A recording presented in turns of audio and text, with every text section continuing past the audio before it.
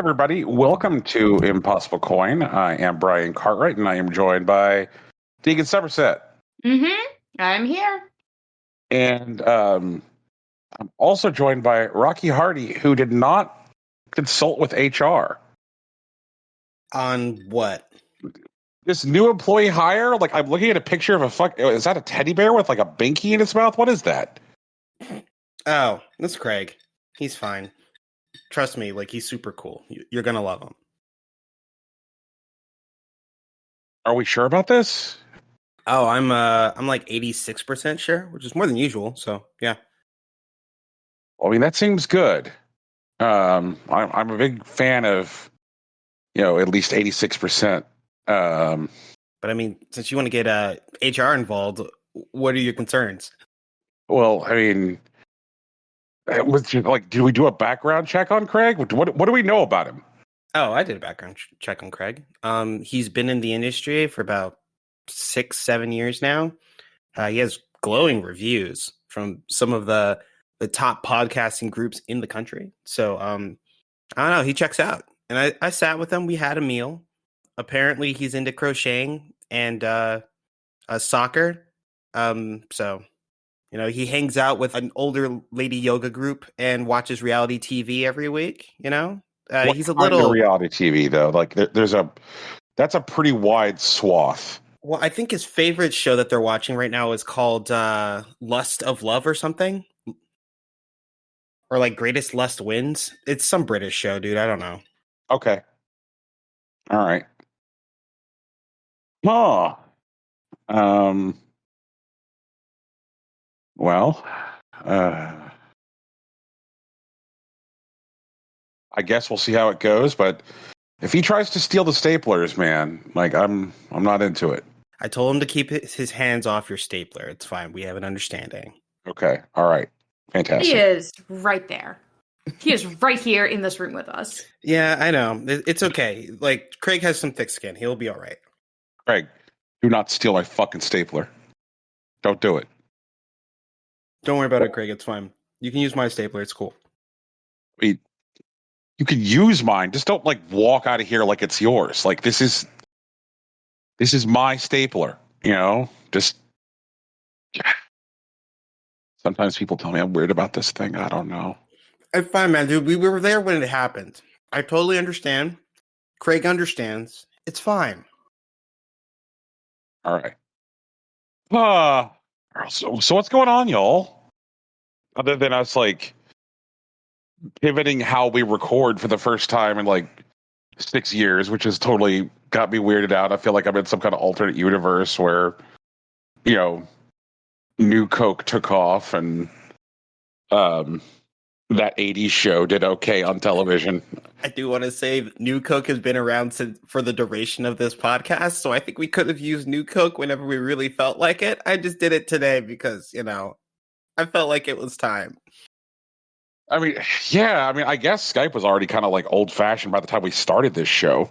Mm-hmm. If we're just fuck it, Skype, here we go, and then we just didn't pivot for 6 years. Mm-hmm. That's okay. We had to get comfortable with the craft first. Yeah, it's good to embrace withered technology when you're finding your footing. Mm-hmm. Yeah, that is true. So, what's going on? Nothing. Nothing is happening. And that's so nice. Honestly, I've never been so thankful for nothing to be happening.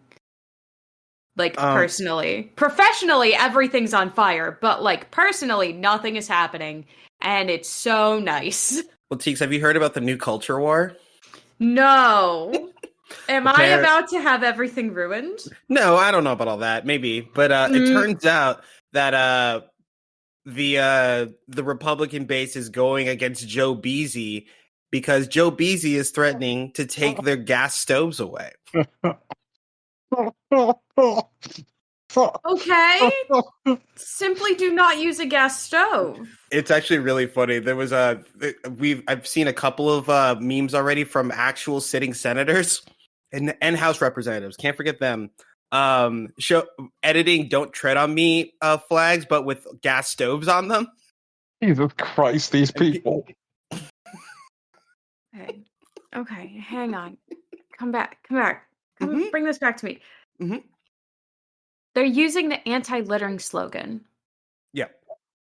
To protest the removal of gas stoves, which are and have been proven to lower air quality in the home and trigger asthma in young children who are around them for too long. That is correct. This is what's going on? If you could direct your attention to the chat that we're in, you can see a tweet that I linked from Governor Ron DeSantis showing 2 flags that were created. One, tread on Florida. The second reading, let us alone. But instead of, the snake and I believe it was a soldier on the other one, they are just replaced with gas stoves. If you can see that with Ron DeSantis' signature. Why do these people exist? What the fuck? Wow. Just what the fuck? Like, most of Florida uses electric stoves too, right? Correct. It's like 90% electric stoves, actually. Buddy. Why? There's also a good one from, I believe this is a House Representative, Ronnie Jackson, Texas, who tweeted earlier last week the words, "I'll never," in all caps, "give up my gas stove. If the maniacs in the White House come for my stove, they can pry it from my cold, dead hands," all caps. "Come and take it." Nobody wants your fucking stove, bud. I promise. This is not going to be a thing. Like, we all know this isn't going to be a thing on existing models and homes, right? Like, yeah, right. This is absolutely going to be a thing where they're, like, encouraging you to buy an electric stove going forward, not forcing you, not coming and ripping the stove out of your house. Yeah, right. Like, what? God, why? Because people need to be mad about stuff. They gotta be mad. They gotta direct their anger somewhere, and it sure can't be over, the rising cost of fucking eggs or whatever. Oh, but that would make the GOP antagonize farmers. They don't antagonize farmers. They just antagonize the establishment. The what is it? The deep state politics who are attacking them through the prices of eggs. Like, God. Which are the farmers who lost their birds due to bird flu, and then the government for not subsidizing egg prices to keep them at a reasonable level to combat inflation. And also the people not, putting regulations on, like, grocery stores and stuff to keep them from upcharging us $1 bajillion for fucking Oreos. Mm-hmm. God damn it. I'm tired, man. Inflation is just cover for capitalism. I sure wish I was rich enough that I could blame inflation on poor people or something. Like, it must be a nice life to lead. It's like, oh man, I can't get my second yacht this year because, inflation is just destroying the market. Like, destroying the yacht market in particular. Oh my God. One of my... Rocky, have you seen the movie Glass Onion? Are you planning on watching Glass Onion? I have watched Glass Onion. Okay, yeah. All right. I very much enjoyed the bit in that movie where Janelle Monáe is explaining the game Rich Bitch and the things that Rich Bitch would say. Right. Like, oh, the dog ate the caviar. Like, that's... Yeah. I play that game every time I play Dungeons and Dragons. Mm-hmm. In a world where I could be anything, why would I be poor? I just get to play Rich Bitch all the time. I wear ball gowns as I traipse through the forest. Who's going to stop me? The government? Like, come on. With her Nike Rococo sneakers and shit. Exactly! Wait, hold on. Brian, you're going to love this. Tegan actually shared a bit of misinformation with me last week. I did. It was good. Someone posted an image to these sneakers, which suggest a collaboration between Nike and Balmain, codename Rococo. But if you look carefully at these sneakers, they're wrong. And it's because they're not real sneakers. They were created by AI They are wrong sneakers. Like you can see like on the blue one, like you can see like the laces are actually just extended out as if they're like made of plastic or something. Mm-hmm. And then on the black sneakers, you can see that like the final loop at the end, there's one, but if you look at the shoe in the back, there's two, because like, you know, AI doesn't understand that shoes should be symmetrical. I'm sure they'll figure it out. But like oh man. And Teagues was really upset because she really wants these sneakers. I was really upset. I continue to be baffled by AI bros not understanding how fundamentally damaging some of the things that they are doing with AI are. There was a thing that got some traction earlier this week, which is when an AI bro was talking about how he was using his crisis therapy service that operates online, where people who are in crisis, you know, can reach out and talk with someone. Sure. Used it to test an AI for responding to crises with people without informing the folks that were reaching out for help. Oh my God. That's real bad. That's real bad. Ooh. Oh, oh no. Yeah. And I was thinking about, like, of all of the contemptible things that I know of that AI bros have done, that is like right near the top of the shit heap, if not the top of the shit heap. Like, it's just like AI bros don't even care. It's like, because when you like talk to these AI bros and be like, hey, have you thought about what you've done? And they're like, yes, it raises some interesting questions. I'm like, no, the questions aren't interesting. They're not. The questions that it raises to me are, is this why we no longer require technical majors to take humanities courses? Because we really need to get that one back on the docket, honestly. Yikes. Yikes. Yeah, absolutely. Like, I mean, that's God, Tegan, that's a really, really good fucking point, because like whenever you hear anybody screaming about STEM, you know, it's just like, yeah, okay, I this stuff is important, but there has been such a like a fundamental collapse of like understanding of history and philosophy, and just people are just, oh God. The people who are in charge, and they don't know shit. They're doing stuff like putting fucking gas stoves on Gadsden flags. And they made it. Like, what the fuck? Like, just they don't even understand why this is not even remotely appropriate and is stupid. They just don't. Zero historical context. None. Or well, AI. That's because they know that the people that they're pandering to also have no historical context, or have the historical context and do not care. The outrage machine is alive and well. Meanwhile, I was like, these shoes are fucking cool. I would like, if they did this collab, I would be genuinely interested in it. You know? Like, that would be sick. Like, that's, I think, a fine use of AI. Not like whatever the fuck you guys were talking about. Yes! Holy shit! I know we've talked some about like the risks presented by quote AI generated art, because there is no such thing as AI generated art.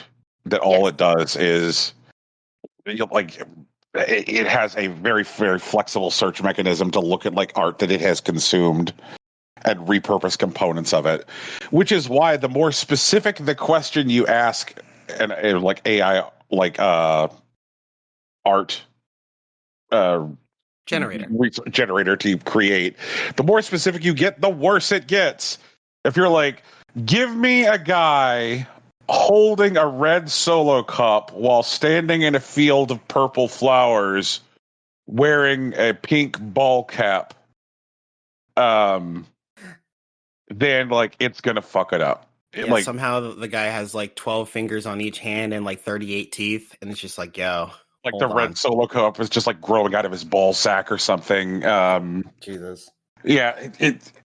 All right. In fact, like I'm doing this right now. Let's see. Don't here. do it right now. No. We have succumbed. Let's see here. GG's. Man, actually, I'm gonna race you, Brian. I'm gonna see if I can find one first. Let's go. Oh my god. Hold on.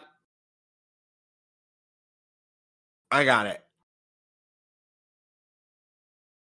And this guy like treats it like an achievement, which is so good. Oh no. I want you to take close looks at every person in these photos. Okay. I'm gonna show you a couple zoom ins, which are also very fun. Just look at these hands, Teeks. Oh god, not the hands. No. Yeah, the hands are really bad. All right, I sure do love my. The faces are okay. They're getting better at faces. What is with that like extra layer of fucking like I've known that they put like 19 fingers per hand now for a while, but like this. The extra joints are actually terrifying. Yeah, that's the one. Every single one of these faces is very, very shiny. Oh yeah. In a very artificial way. Look at all those fingers. Wow. Jesus Christ. Meanwhile, I'm over here like, yeah, if you can use AI to create a concept of a shoe that isn't a finalized product in any way, just to gauge interest for a thing, I think that's okay. You know?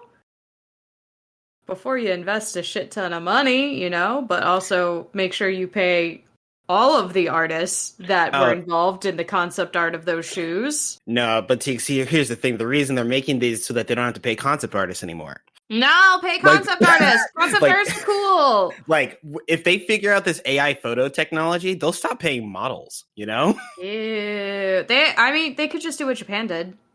I'm listening. Have you not seen the virtual models? Oh, yeah, that's true. Yeah, that's already a thing that exists. Hatsune Miku modeling real clothes. And also that other girl, what's her name? I forget her name. Who's a completely computer-generated model, but like she's photorealistic. I gotta trust you on this one, Teeks. I don't know. Her name. Damn it. Now I'm gonna do the thing. Okay. God damn it. All right, I have placed in chat my request for man standing in field of purple flowers holding a red Solo Cup. Yeah, this is awful, actually. And this is what I fucking got. I love that the hat kind of seems like it's folded towards us for some reason. I also like that there are two dudes in this picture, not one. They're both doing the same weird thing with one of their arms. Yeah. And of course the fingers are wrong on the one dude. Like oh no, both of them have wrong fingers. Oh okay. god, you're Meanwhile, I'm gonna show you guys. Her name is Ima. Her name's Ima. Oh, wow. It's Ima. Ima. She's a Japanese virtual model. She's not a real person. That is a 3D rendered image. Okay. Don't like it. I love her. Okay. Hatsune Miku for real. Hatsune Miku for real. Hatsune Miku for real. She's stunning. You know? Oh my god. Here's I feel you. I get what you're saying. Close up on her face. Very good. I'm cropping these images from her Instagram. Because of course she has an Instagram. You know? And she's like she's a cover model. She's a real virtual person. And she has all the right amount of joints. Right amount of fingers and toes, right amount of joints everywhere. But right. And I think not a real person.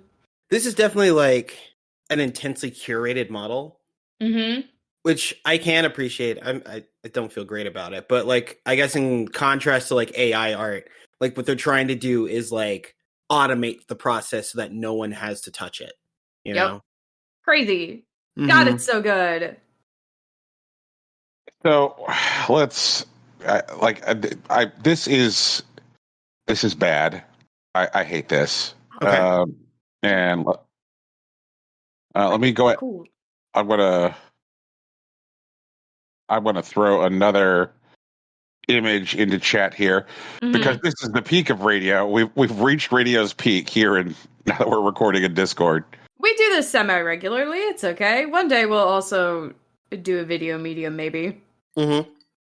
All right. So here is another AI model. Then I'll have to get some like nice pajamas, some television pajamas to wear for recording. TV ready pajamas, huh? TV ready pajamas.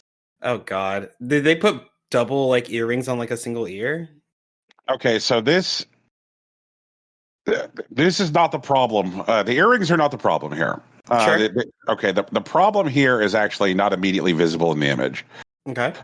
So this is Shudu. Mm-hmm. Shudu is the first widely available AI model available in the West. Okay. Shudu is booking tons of work. Shudu has been featured in Vogue, Hypebeast, V, and Women's Wear Daily, and has been featured in campaigns for Balmain and Elise. Jesus. Yeah, a person could be doing all these jobs. Yeah, Shudu has modeled Swarovski Crystal, has been featured in Time Magazine, and who created Shudu? Shudu was created by a white dude. Yeah, I knew it was going to be a white dude. Yeah. So as soon as you said the problem isn't here, I was like, secretly. Right. So, like, Shudu is doing this, like, multi-layered bad thing by existing, which is that when you start to, like, have AI-rendered 3D characters who, like, pass inspection at, like, first blush, like, looking at this model that Tegan put into chat or Shudu, you know, people's brains are going to, like, flipping through a magazine or scrolling through an Instagram account, go like, oh, that's a person, like, registered as a person, and not think much about it. So if somebody sees a black woman featured in, like, a campaign in, like, Vogue magazine or in V magazine, then, like, I guess they're going to assume that the campaign was booked by a real human being, that somebody got that job, and that there is actually a black woman being featured in those campaigns. But, you know, that's not the case. It's this, like, AI thing. And so, like, then we start to, like, get into questions of, like, is this digital blackface? Like, what is this? The person who controls, books out, and owns the Shudu entity is a white dude. So, he's not pretending to be black, though. Right. But also, like, when you're flipping through a fashion magazine, like, it doesn't necessarily present, like, the background story of every model featured. Like, the narrative that is presented to a viewer, whether they're, like, say, looking at, like, a fashion Insta or looking at a fashion magazine, the image is what's presented on the page. Like, that's the story. Like, you don't necessarily know the photographer, you don't know the model, and, like, the people who do know those things are, like, a niche subset of the consumers of those media. So, like, somebody who's looking at it is going to think, like, oh, okay, this clothing campaign booked out this campaign, and they chose this person as the face of their campaign. I like that. I think that's a good decision. You know, like, I'm going to, in some small way, like, resort my opinion of company X in my brain. Sure. And it's just, like, that's a part that, like, bothers me, is, like, it's a way where companies can essentially, like, curry favor with customers without making any kind of, like, meaningful changes in, like, how they actually sell their products. Right. Like, it's obfuscation. Yeah. I get you. Yeah. So, like, this is definitely part of my problem with this stuff. And, like, I think Rocky is going to be talking AI later on about this, like, voice thing, which, like, bothers me. Sure. Yeah. Like, which, like, represents, like, an opportunity to, like, obliterate an entire other industry. Okay, but your question was, is it digital blackface? And I don't think it's digital blackface. Okay. Is it bad? Is it bad? Very much potentially. Is it digital blackface? No. I don't think we have the words to articulate exactly how this is bad yet, but it doesn't fit in digital blackface. Okay, but I think we can agree it sucks. Mm-hmm. Yeah. Okay. All right. This sucks. Vote now. Don't vote on your phones. Understand now on your phones. I think it's potentially cool, but is very easily capable of being implemented poorly. I think a lot of like AI art and even like AI models can have like a potential to be like beneficial and good. Mm-hmm. For example, I know that a lot of models are simply treated like shit because of how like the business like works. But like, you know, if they don't have to treat a person that way, you know, like, you know, keeping them up late at all hours, starving them so that they fit into outfits, etc., shit like that, like that could be a net good. Or we could just not do those things. Like it's not like I don't think that equivalency is. I'm sorry, Rocky, to come. No, go ahead. Fire on all cylinders. Like I don't think that there's a choice of either like treat humans like garbage or use robots. I'm not creating a false dichotomy here, but I understand your point. Okay. I'm gonna say, as a person who is generally targeted by harmful ads, no matter where I go, if we are not having people be the people in those ads, and instead are using computer programs, as long as that's fully identified, I think that is okay. That's another thing. Like we have, like, I guess there is an dark future in which all of these things slowly, like, and insidiously become a part of our world, where we can't see the difference between AI models and human models, and that just becomes the world that we live in, and we're stuck that way. But I don't think that's what's going to happen. I think it's much more likely that, you know, slowly but surely, almost as slowly as surely as this is becoming a thing that people do, that people will begin to notice, that we'll be able to see the difference between AI models, or even just be more distrustful of like models that are put in front of us and question whether or not they're AI. I think that could, you know, is a sword that can cut both ways. Like, obviously, if a company uses human models and people assume that they're AI, we probably won't pay as much attention to how they are treated. But vice versa, if a big company uses AI models and tries to pass them off as human, but we don't trust that they're AI at all, I don't think they get the benefit of those assumptions that are made when people see a kind of person that's chosen like Chifuyu can be. I think it's going to be a big mess until it's not. And I think these slow movements are pushing in one way, and I think we got to push the other way until we get to something that makes sense. How would you feel about like if an ad or an image features an AI model that has something on it like the Surgeon General's warning that would appear on cigarette ads in the day, where you've got your like white box of text, mm-hmm.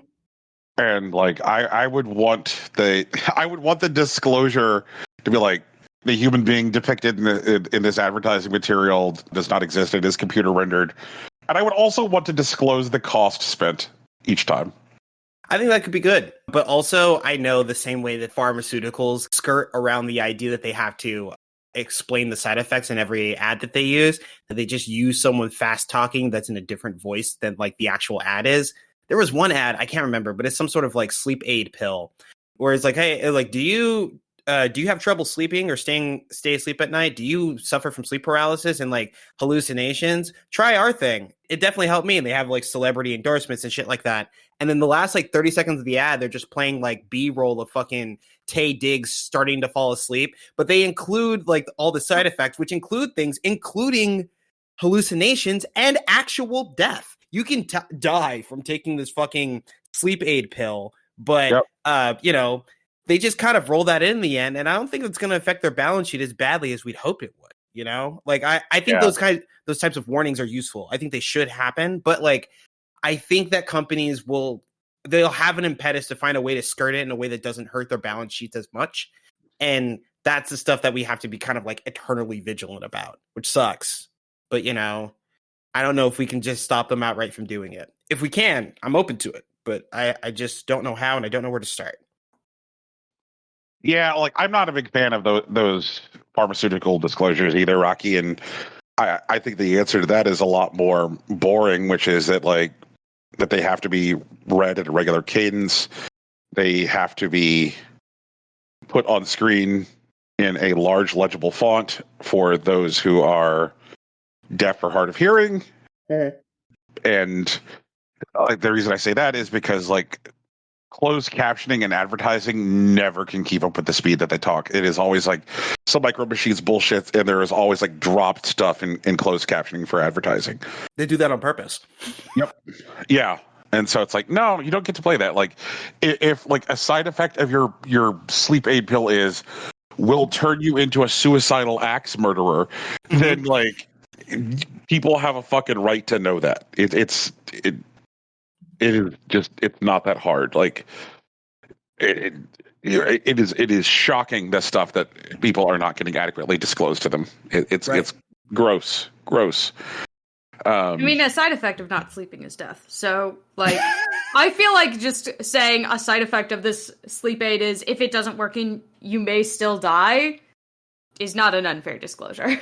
Yeah. I don't think it's unfair. It's just I'm just hey man, I feel we should know this shit. Come on. Yeah. God damn it. Good Lord. Yeah. And on top of all of that, Velma's bad too. Oh, but I don't know. I feel we knew that. You knew that Velma was going to be bad, right, TX? Yeah. Okay, cool. See, TX knows she only watch TV, Brian. Yeah, that's true. That's true. I don't watch TV. I only watch good TV.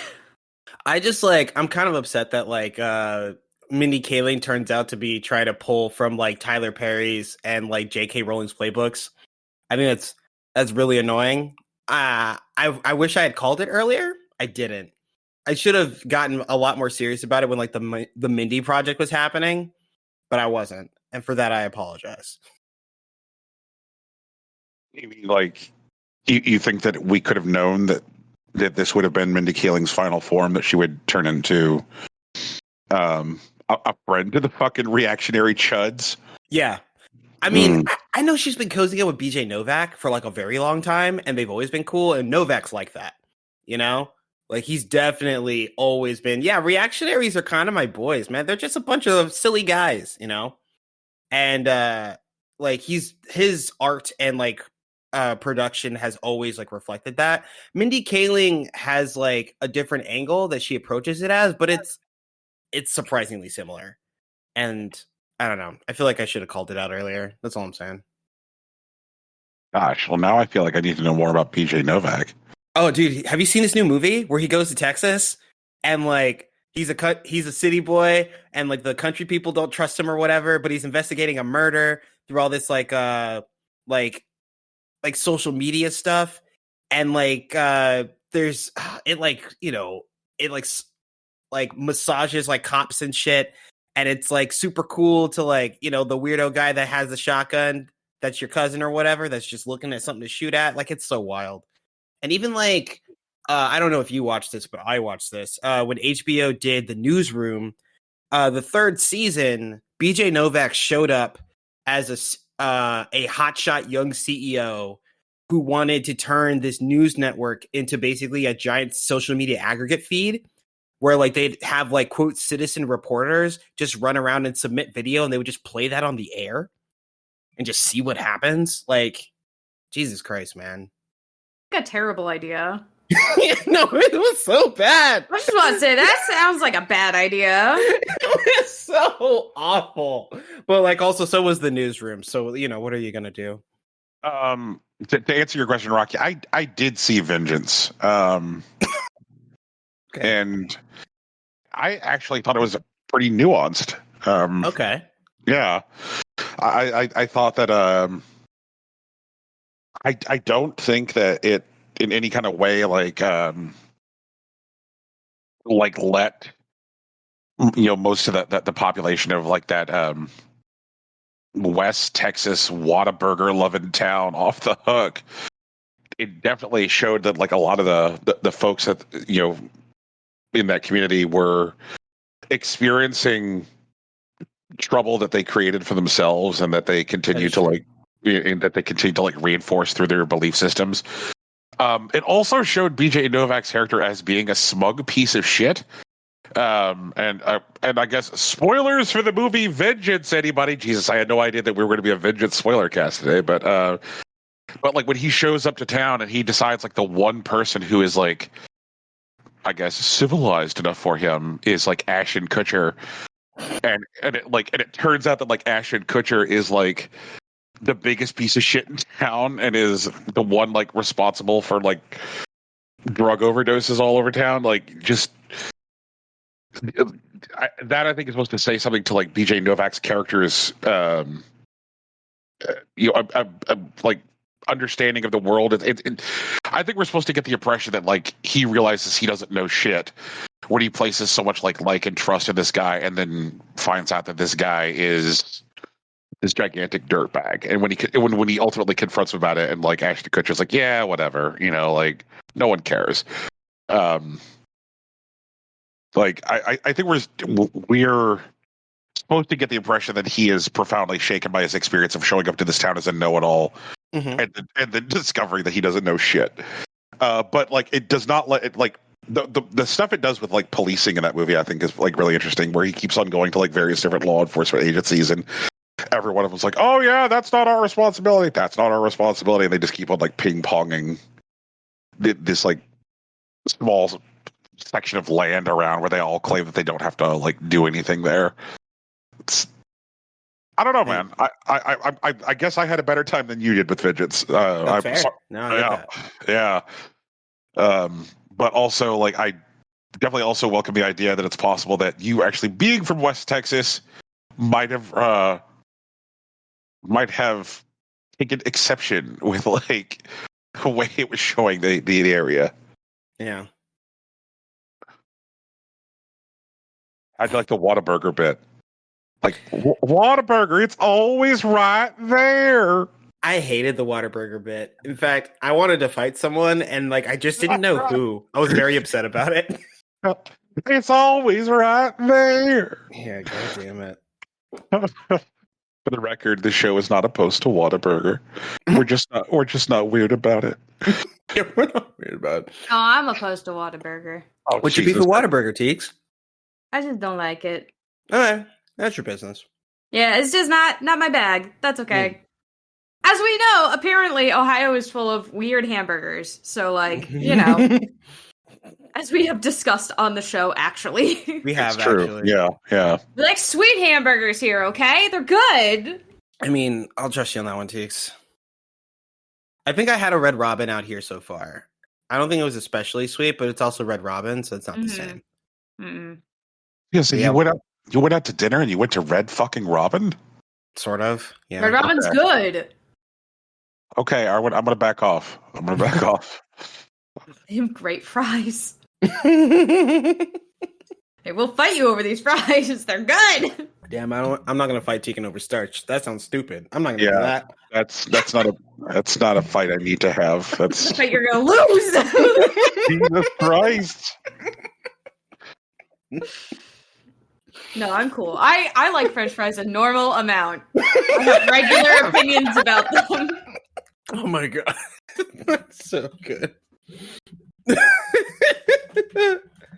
Oh god. So anyway, we're actually a podcast about video games. Allegedly. Yeah. That's yeah. That seems about right. Has anyone played a video game recently? What are video games again?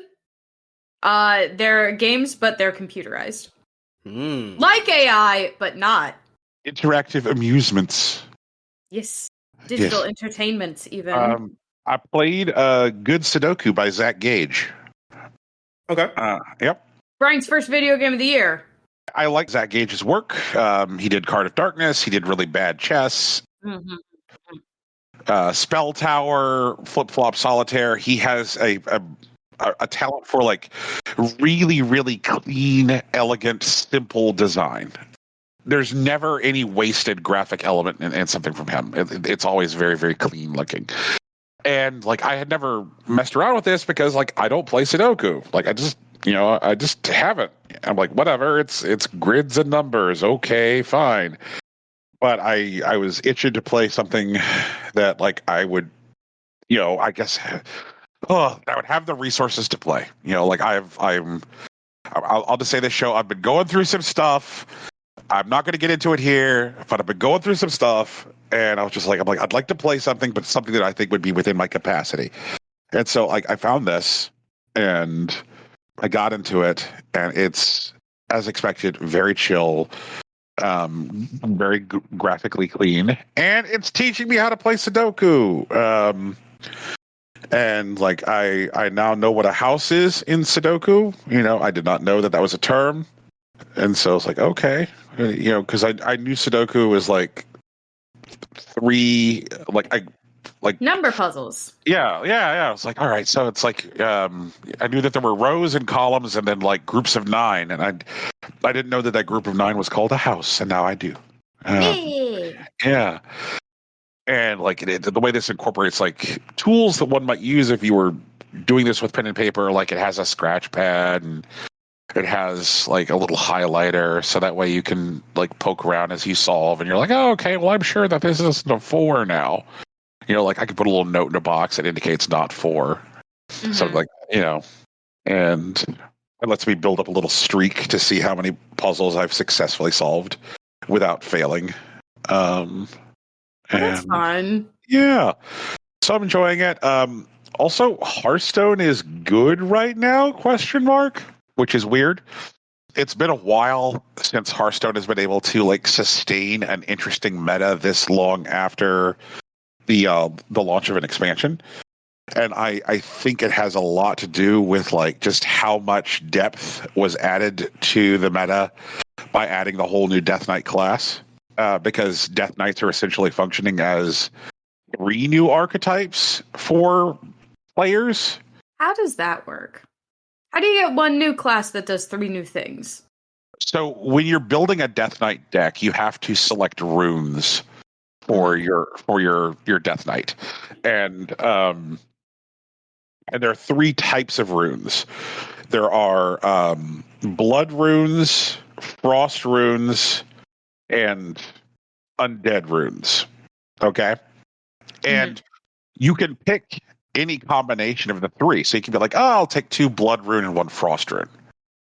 Or you can be like, I'll take 3 undead rune.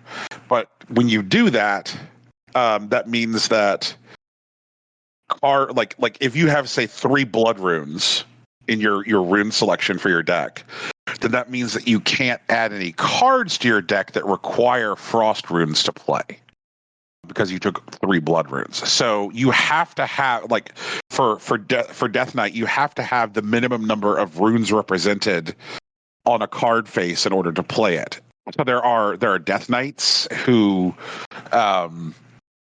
will lean into a specialization more so they can take the ones that have the higher rune cost. There are Death Knights who will lean into one direction, but they won't go all the way, so that way they can take some of the tools of a different direction. I haven't seen many Death Knights though which are 1 rune of each type, because of that the stuff which has the lower rune cost are generally less flashy.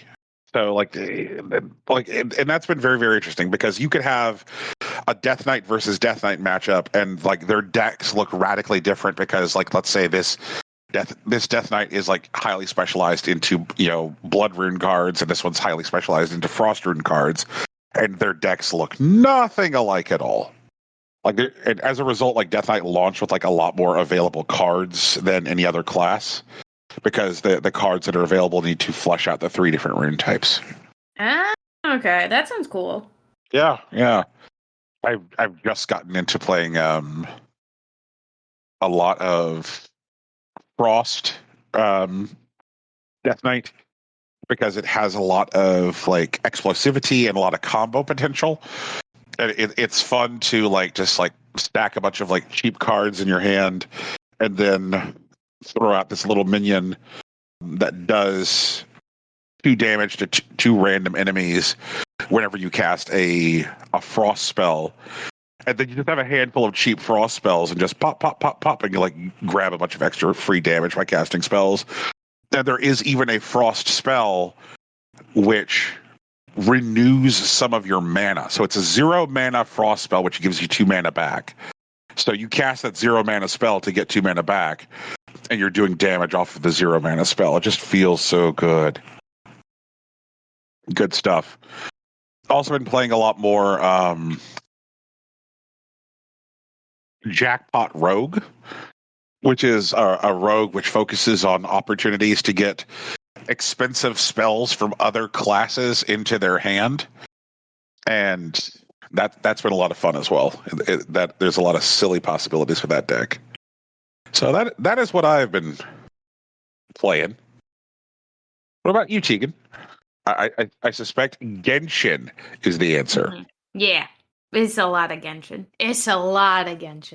To be fair, though, I am very close to finishing the Battle Pass this time. The Battle Pass refreshes in, as of recording, 15 hours. And I am 1 level away from getting to a full 50 level Battle Pass. And then I will spend $10 and get all of the special pay to play stuff out of it. And then I will have spent $40 on Genshin. It's not bad for like 3-4 years, right? Mm-hmm. So it came out September of 2020. So yeah, not bad. Comparatively. Looking at you, Love Nikki. Fucking piece of aggressive game. Anyway, the 3.4 update is coming on Wednesday of this week. Okay. Of recording week. And I am going to be ready for it when it drops. Because it is my favorite event coming. My favorite event in the whole game is coming. And it's Lantern Rite, which is the Chinese New Year celebration in the game. It's so pretty. Oh my god, I can't wait. Very excited about it. And then also because naturally there's a bunch of stuff being added to the game in general that we'll be talking about later. The leaks for the next area, which is Fontaine, have been flowing in a most beautiful way. We've seen like 10 characters now, maybe 11. Someone leaked a 3D model of what they think is the Fontaine capital city that we'll be staying in. Everything is very steampunk. We've seen the special, like the city wind glider that they're gonna give us for like getting our reputation up in Fontaine, like all kinds of stuff. It's wild. Hell yeah. Yeah, it's very fun. I did include in our show doc a picture of the leaked characters so far. And apparently, 2 of these characters are Hydro Archons. Which means there's 2 different renderings in here that are both renderings of the god of Fontaine.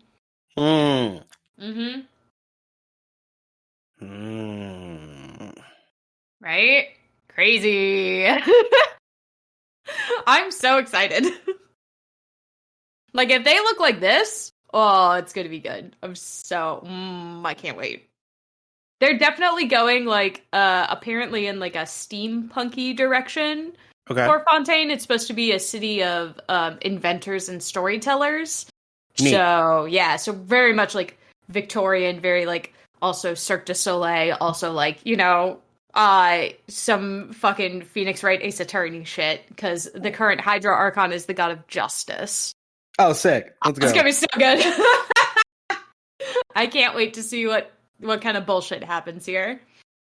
Hope we get to murder the doctor. He's a dick. God damn it. I spent a lot of time the last 2 weeks finishing up the Sumeru Archon quest as like my main way of getting ready for when Fontaine comes out in September, and also so I can do all the other character story quests as they come out. And wow, the Fatui doctor is a dick. Holy shit. Holy shit. What an asshole. I can't wait to kill that man. I hope I get to kill that man. They let us kill La Senora. They have us fight the ballot in we fight and kill La Senora in Inazuma. We fight and defeat the Balladeer in Sumeru. And I really hope we get to do murder to the doctor in Fontaine. Holy shit. I haven't wanted to murder a man this much in years. More than what's it called? That one guy that like was trying to skeeve on Ica in Skies of Arcadia. Oh yeah, no, more than that guy. Almost hate the doctor as much as I hate Pharaoh from fucking Horizon Zero Dawn. Okay. I almost hate him that much. It's real close. I did get to I did pull Scaramouche on the last banner, which is the Balladeer. I did pull him. Congrats to me. I got him 10 minutes before the banner switched. So huzzah. Yeah. I did not spend any money to get him. I just worked my ass off. But I also got to rename him, and so his name, the name I gave him, shows up in the game, and I think that's really fun. I named him Arashi, which means windstorm. Yay! Anyway, yeah, it's been fun. It's been really fun. I get why a lot of people liked Nahida, who's the Dendro Archon. She's very cool. I was very hesitant because she's a small character like Klee, and she's got like the little elf ears and stuff. And I was like, I don't know. Seems like a kid. Seems like a little kid. I don't know how this is going to work out. But she's very, very cool. Very wise, very kind, in ways that I think the other Archons would not have been.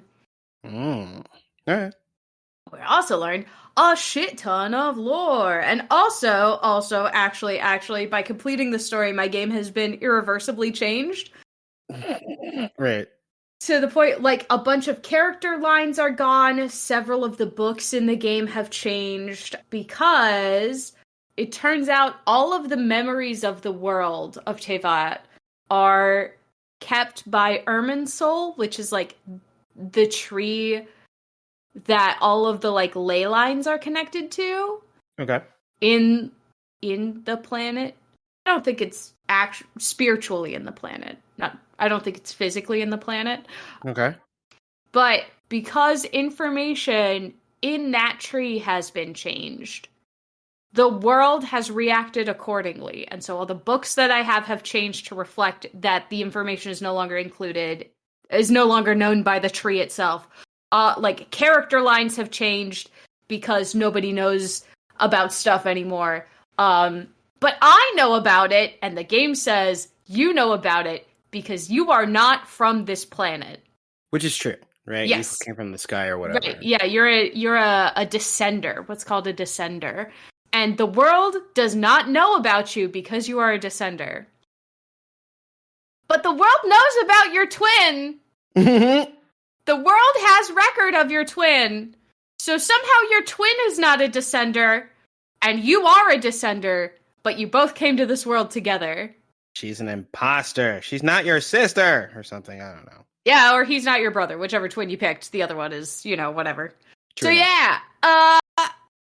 I have so many things, so many opinions, so many questions. I'm concerned. I have just more questions. No answers, more questions. No answers. It's great. It's great here. I love it. Wow. But yeah, that's how Genshin's going. Can't wait for Fontaine. I love all the Hydro characters, so I really cannot wait to meet this god. It's going to be a blast. That's probably the next god I'm going to pull for. Word. Because I skipped Nahida because I wasn't convinced. Fair enough. I pulled for Raiden Shogun because I thought she was fucking sick. I did not pull for Zhongli or for Venti because I was like, they're alright. But I am looking forward to the Hydro Archon. I hope she's great. I hope she's a fucking shit. But also very, very smart. God damn it. It's gonna be so fun. Yeah. Word. That's Genshin. I'm also playing Nier again. Congratulations. It's like we rewound time like 7 months. I'm playing Nier again. Yay. I mean, fuck it up, Dukes. Yeah, you can catch me on Tuesdays playing Nier. We made it past where the anime is. The anime is displaying, it looks like, the first playthrough and the second playthrough simultaneously. Okay. So that's fun. We've made it past what's out for the anime so far. We have become friends with Pascal and the village of robots. Mm-hmm. And a giant robot has dropped down into the center of town, and we have to go fight it. And that's where we are now. So, for everyone who knows where we are, that's where we are. If you want to see me play, you can catch me on Tuesdays. Yeah. On Twitch. But yeah, that's near. It's still fun. Still a blast. Absolutely enjoying it still. I'm playing it on the Switch this time, so it's the visual quality is a little bit lower, but like it plays exactly the same. Smooth as butter. I haven't had a single like loading issue or anything. So I see why they were calling it a miracle port. Because I don't know that any other ported game has played this smoothly. You know? Yeah. It's been really wild. God, I kind of wish the crosscode and the Temtem ports were a bit better. Yeah. Well, maybe they can be improved. Temtem has been like they got a big patch for Switch recently. Oh, okay. To try to fix a lot of like the crashing issues because it was like actually unplayable on Switch apparently. Crosscode, they said that it's a completed game, and I don't remember seeing a lot of like performance hacks or like bug fixes. Like the problem is that they're laying something on top of Switch's OS instead of like using it, which is unfortunate. Okay. But I haven't done a fresh playthrough of it in a while, so I don't know if like it feels better. But I do remember like it's one of those things where if you got a lot of stuff going on screen, like the whole game will just slow down. Mm-hmm. I gotcha. Yeah, and I haven't had any issues like that with the Nier thing. Even like the bullet hell portions haven't been bad. I mean, that's good. Hell yeah. Yeah, it's been real good. I'm really enjoying it. So, yeah. Recommend. Word. But other than that, the other thing I've been doing is Alex got Sonic Frontiers. Mm-hmm. So I've been watching him play that. It's also very good. Like, wow. Sonic's voice actor has definitely been instructed to make a lot of choices regarding Sonic's overall maturity. Okay. And I think they're all very good. Sonic and Amy's relationship feels like one of mutual respect and understanding, which is nice. Not like a teen girl who's chasing after her crush constantly. Okay. The story itself feels like well thought out in regards to what Sonic has experienced in the past and what they expect him to experience going forward. The game, while being open world, it doesn't feel empty. Okay. And it doesn't feel like you're moving slowly, which I know was a concern with like when like the previews were coming out. Yeah, I remember we talked about that. Sonic feels fast in this world. And instead of fast travel being like loading screen into other area kind of stuff, the way it is with like Breath of the Wild, you unlock fast travel by opening rail paths between the different areas, and then you just zip along the rail paths. Okay. And so it still feels like it's a natural way for Sonic to move, and you get there quickly, like still, you know? So it all ties in very nicely, I think. If this is the direction that Sega's planning on going with like the Sonic franchise as a whole, I understand entirely why they were hiring a lore master, honestly. It feels like it's something that's going to be important, not just for the game developers, but also for how the voice actors in different medias are expected to like portray Sonic, and how they want each iteration of Sonic to influence the other iterations of Sonic. Because like this Sonic, after the end of the first area, you lose all your you like gather the Chaos Emeralds, you fight a big thing, and then after that first area, when you're launched into another area, you essentially drop them and they all scatter again, And Sonic just looks at that and goes, yeah, that may as well happen. Like, and that just feels correct, honestly. That feels like the right amount of, like, snark, the right amount of, like, yeah, like, this happens every goddamn time. It may as well happen here, too, you know? Without being either overly critical or, like, too gimmicky about that's how this story is going to progress, you know? Okay. It feels good. It feels funny. It felt like a little blip of, like, a funny moment in an otherwise, like, more serious game. Okay. And I think that's good. I think this is a good direction for Sonic. I heard good things about Frontiers, and then, like, I saw that, like, critics didn't care for it, which I wasn't able to reconcile at the time, but what you're telling me makes a lot more sense. Yeah, it's definitely a different vibe for Sonic, but I think it's a good... I think it feels like growth. It feels like Sonic has graduated from being like a early to mid teenager that's just full of snark and like, I'm gonna defeat you and save the world because that's what I do, into like a more of a young adult who's like, yeah, okay. I mean, I can do it, but like, you're gonna hear me complain sometime. All right, for sure. It's fun. I like it. It's a good dynamic. That's my opinion. Obviously. I think I'm gonna play this one on stream, honestly. Okay. I think I'm gonna figure it out. I'm gonna move the correct machine to my desk and I'm going to set it up and I'm gonna play it so that you guys can like see what I'm talking about. Word. I think it'll be a good stream. Hope it'll be a good stream. It was fun. It's been fun to watch. I think it'll be fun to share. For sure. How about you, Rocky? What you doing? I'm hanging out. Amazing. Can you lend some additional detail to that? I'm sitting in a room podcasting with people that I've podcasted with for years. Thank you for podcasting. Amazing. Yeah, indeed. Thank you for podcasting. Oh my god. Are you playing the video games? Yeah, sure. I'm always playing video games. Okay. Well, what video games are you playing, Rocky? I'm not prepared to talk about video games today. Oh, Jesus. Not even your League climb? No, not yet. I will give a 2 sentences on League, I guess, since it was mentioned. I'm still playing through promos. And I currently have a slightly more than even record. That sounds good. Is that good? I'm not sure yet. I'm not going to start lower than I expected to. Mm-hmm.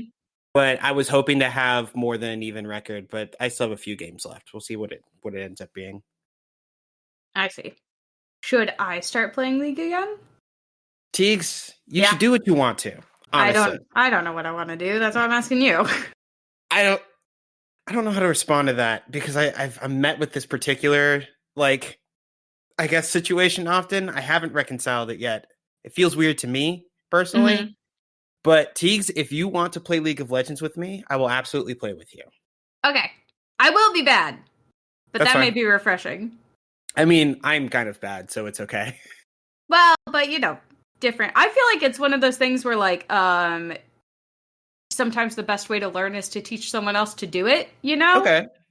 And it's one of those things that like maybe you'll be able to also identify some of your own weaknesses by being like, Tegan, you need to focus on this, and then be like, I also need to focus on that actually, you know?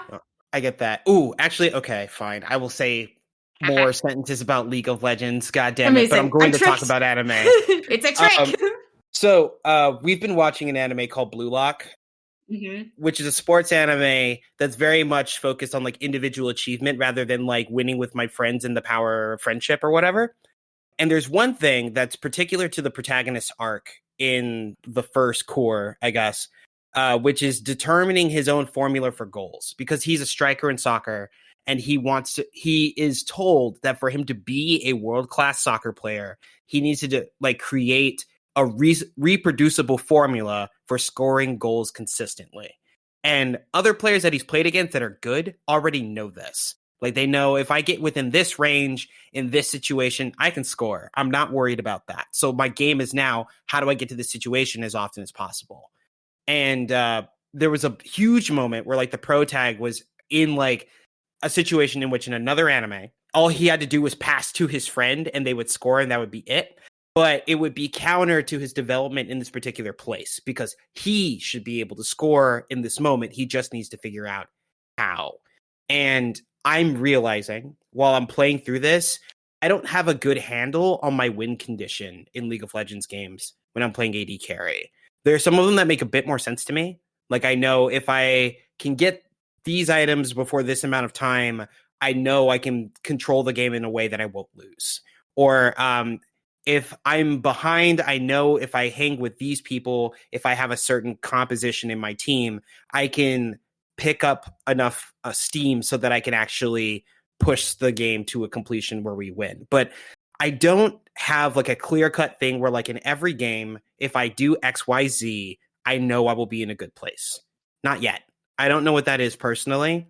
And I think it's more than just like general kill the enemy more times than you. Like, I think there is some like particular nuance that I need to focus on based on my particular skill set that I don't have yet. And I'm working on it. I can't wait for you to find your formula. It would be great. It's going to be so good. Because I know I have like good instincts. I react to certain things well. I got to watch more of my tape or something. I don't know.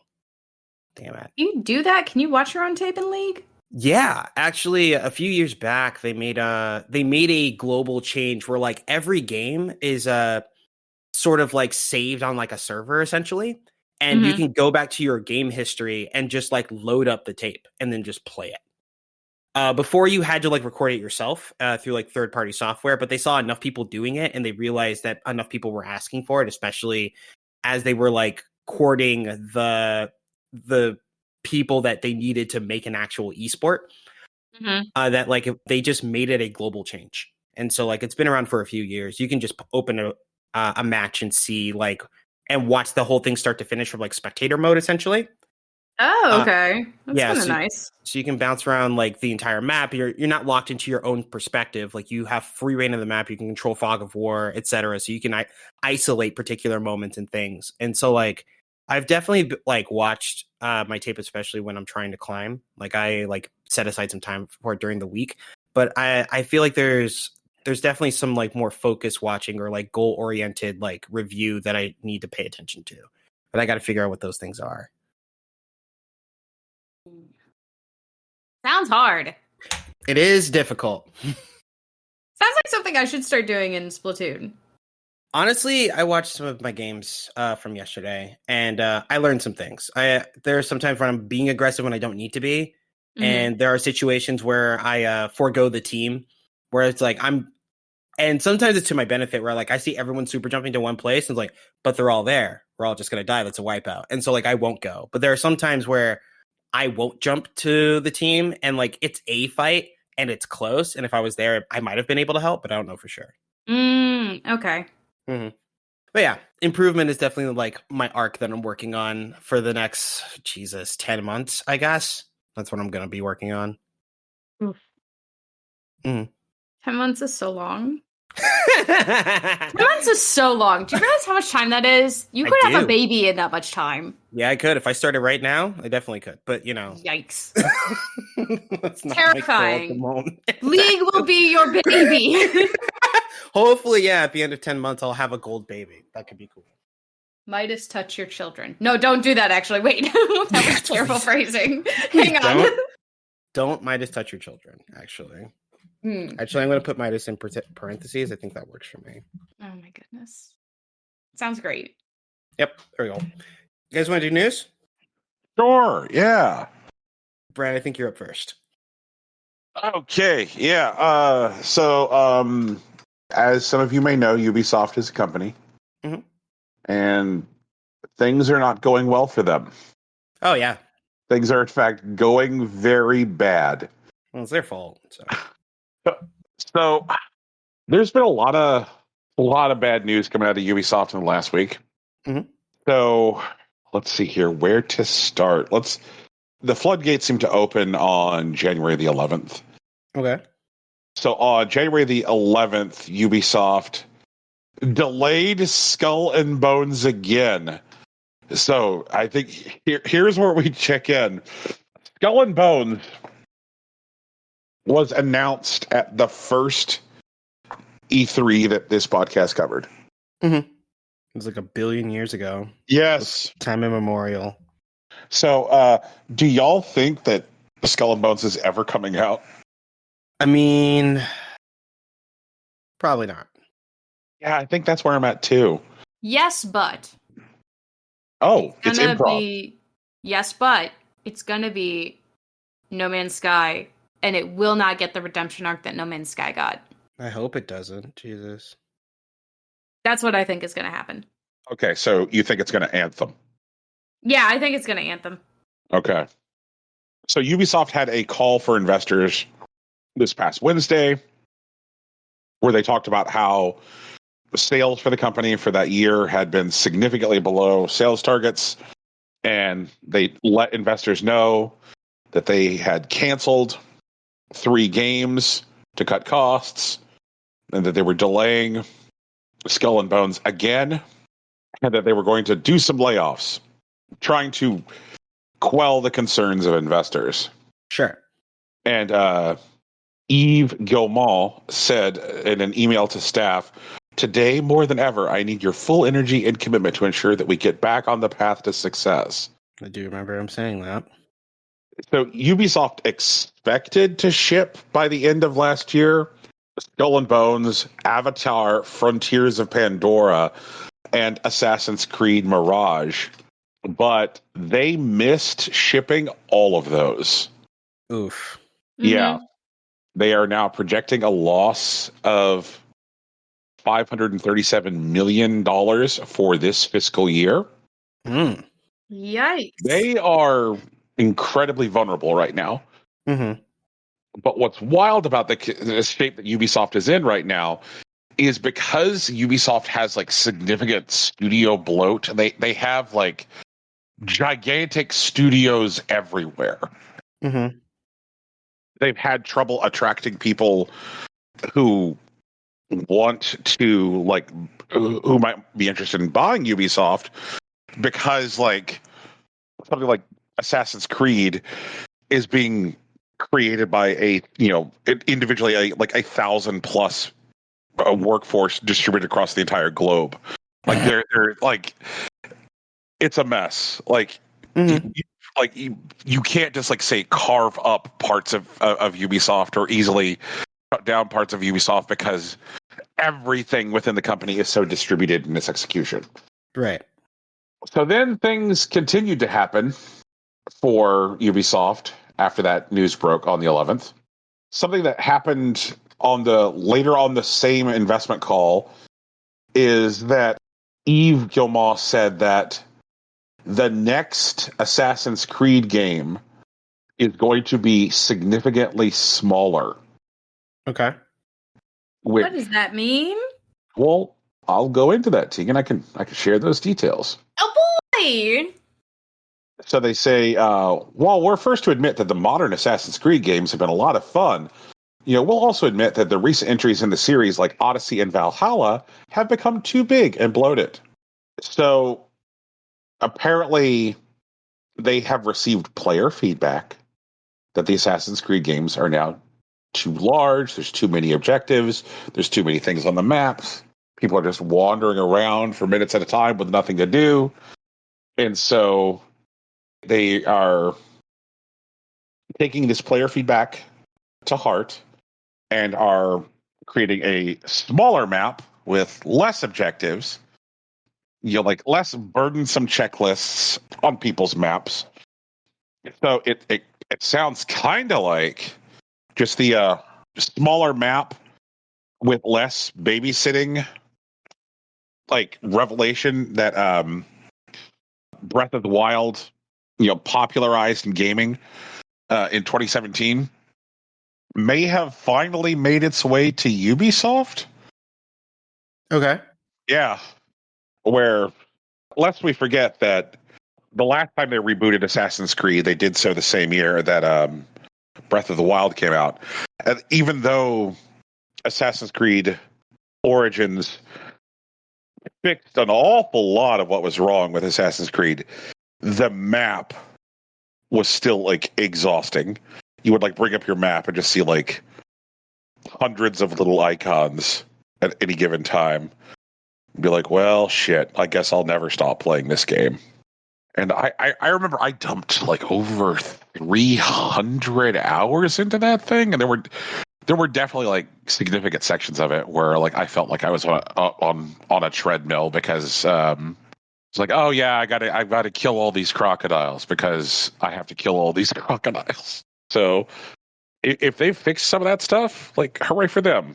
But like it remains to be seen in the execution, because this is a case of like, I guess, like saying the right thing from like a design perspective, but we don't know what kind of like level of understanding they have over those changes. Like it could very well be that it's still like a smaller map that still has terrible busy work in it, or it still just has all the busy work. They're just representing the busy work some other way. So we'll see.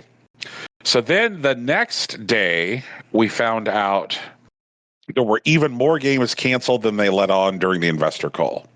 So they put out a press release after their investor call, which specifically called out 3 games that had been canceled.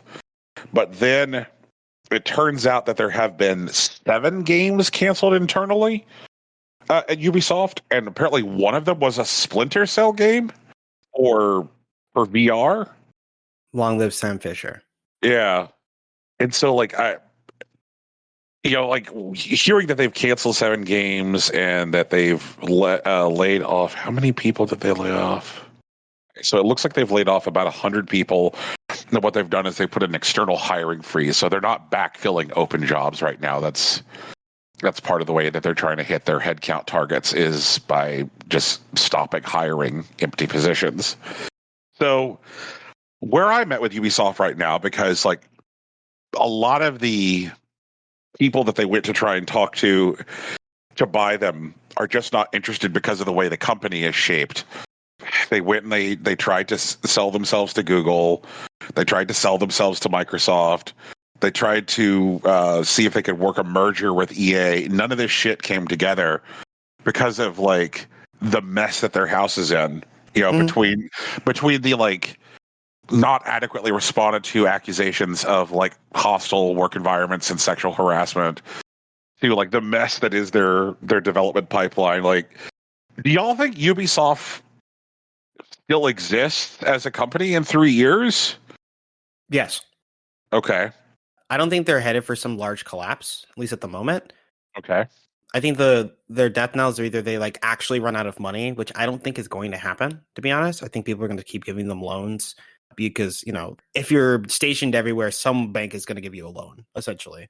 Or like they actually like are somehow unable to sell games anymore, which also doesn't seem to be the case. They have way too many properties that people will shell out for with zero information, let alone bad information. I think they'll still be around. I think they'll still be a mess. I hope that one day they are, encouraged enough to start cleaning up their own mess, which might be what they're on their way to doing by like, putting together smaller games. That means they can actually spend time letting HR do what they're supposed to do, I suppose.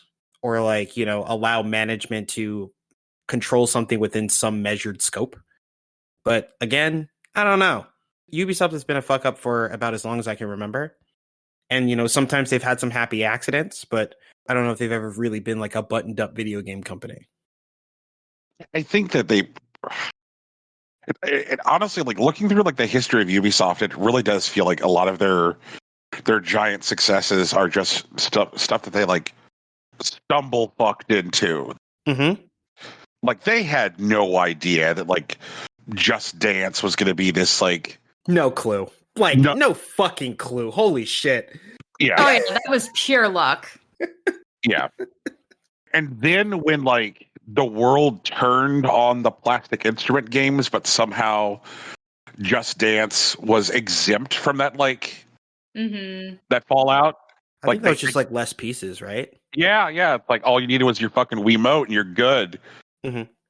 But like people were still willing to like stand up and dance for their televisions, even when they were no longer willing to like play a fake drum set.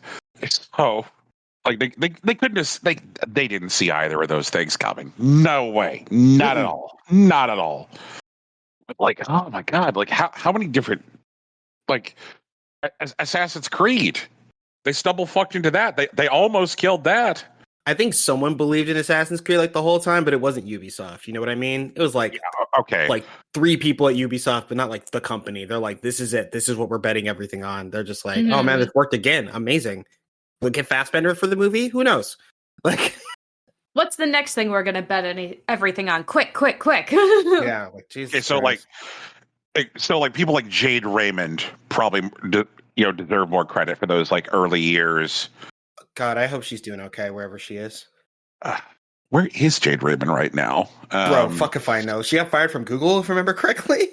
Yeah, she left Google in February of 2021. Mm-hmm. Oh, okay. And so then she founded Haven Studios. Right. And then Haven was absorbed and purchased by Sony. So she's currently working at Sony. Okay. And honestly, when I think about people who could work on third-person action games and make sure that they're not just an endless onslaught of dads, Jade Raymond is a good shot at that. So, fuck. Brian, what's that writer's name? She's from Naughty Dog. She was on like the EA contract to make like a Star Wars game, codename Scoundrel, and then they like tossed it up, and then she was looking at VR. Amy Hennig. Amy Hennig. What the hell is she up to? Oh no. Oh, Forspoken. She's writing Forspoken. We're holy shit. That one. Huh. Good for her. The Talking to a Cuff game. Yeah. That's her. That's Amy Hennig. I feel like the most likely future for Ubisoft is Ubisoft sells off some of their dormant IP to Embracer Group for a cash injection. Sure. And then after they get the cash injection from selling off some IP, they then shutter some studios, thinking that they're effectively killing 2 birds with 1 stone. Like, if they shut down Ubisoft Singapore has had a particularly bad reputation for being like an abusive workplace. Mm-hmm. Plus, Ubisoft Singapore has been like notoriously expensive to run, so they could like see, look, we're solving the problems. We're solving the problems. Where the main problem that they're actually trying to solve is costs. And I think that once they slim down, they'll try and like show themselves around again for acquisition. Man, they just need to get Yves out of the chair. Like, that's what they need to do, honestly. Yeah, I agree. But I mean, I'm probably like buying him out is probably like, a fortune and a half or whatever. Yeah, but like that, I was gonna say, like, the problem with like Ubisoft is that it has the same kind of problem that WWE does, which is that there is a significant percentage of like the voting rights stock which is held by this man and his family. Mm-hmm. So I don't know.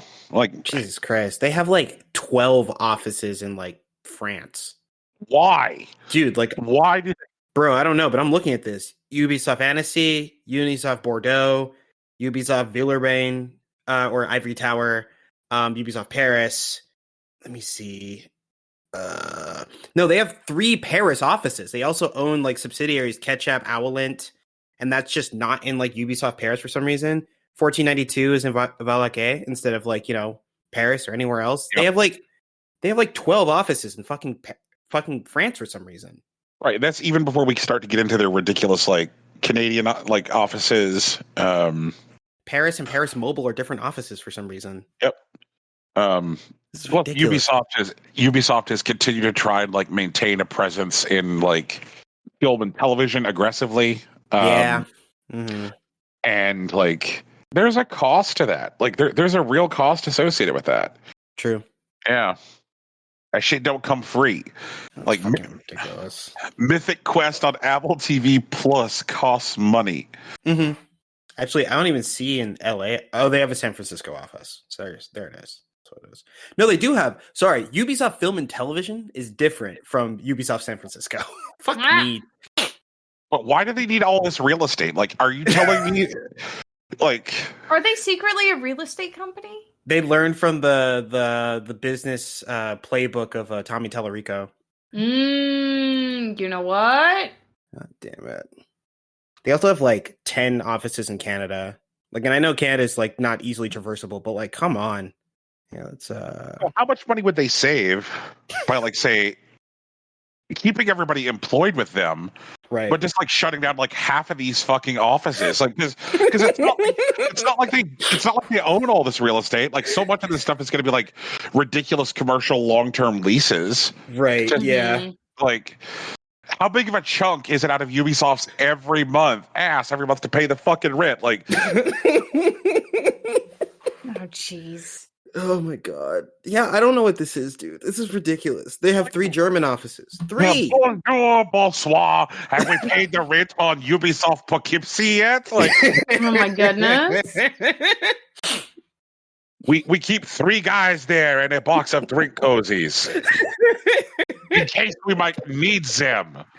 Oh my god! They have a mini fridge completely stocked with Monster Energy.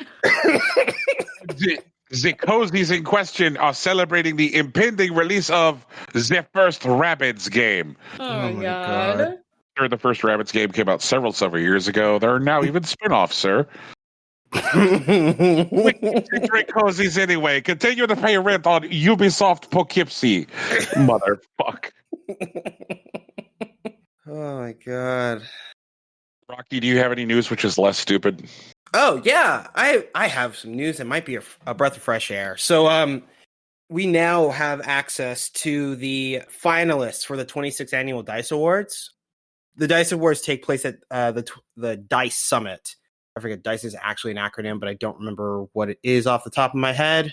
Brian, any ideas? No.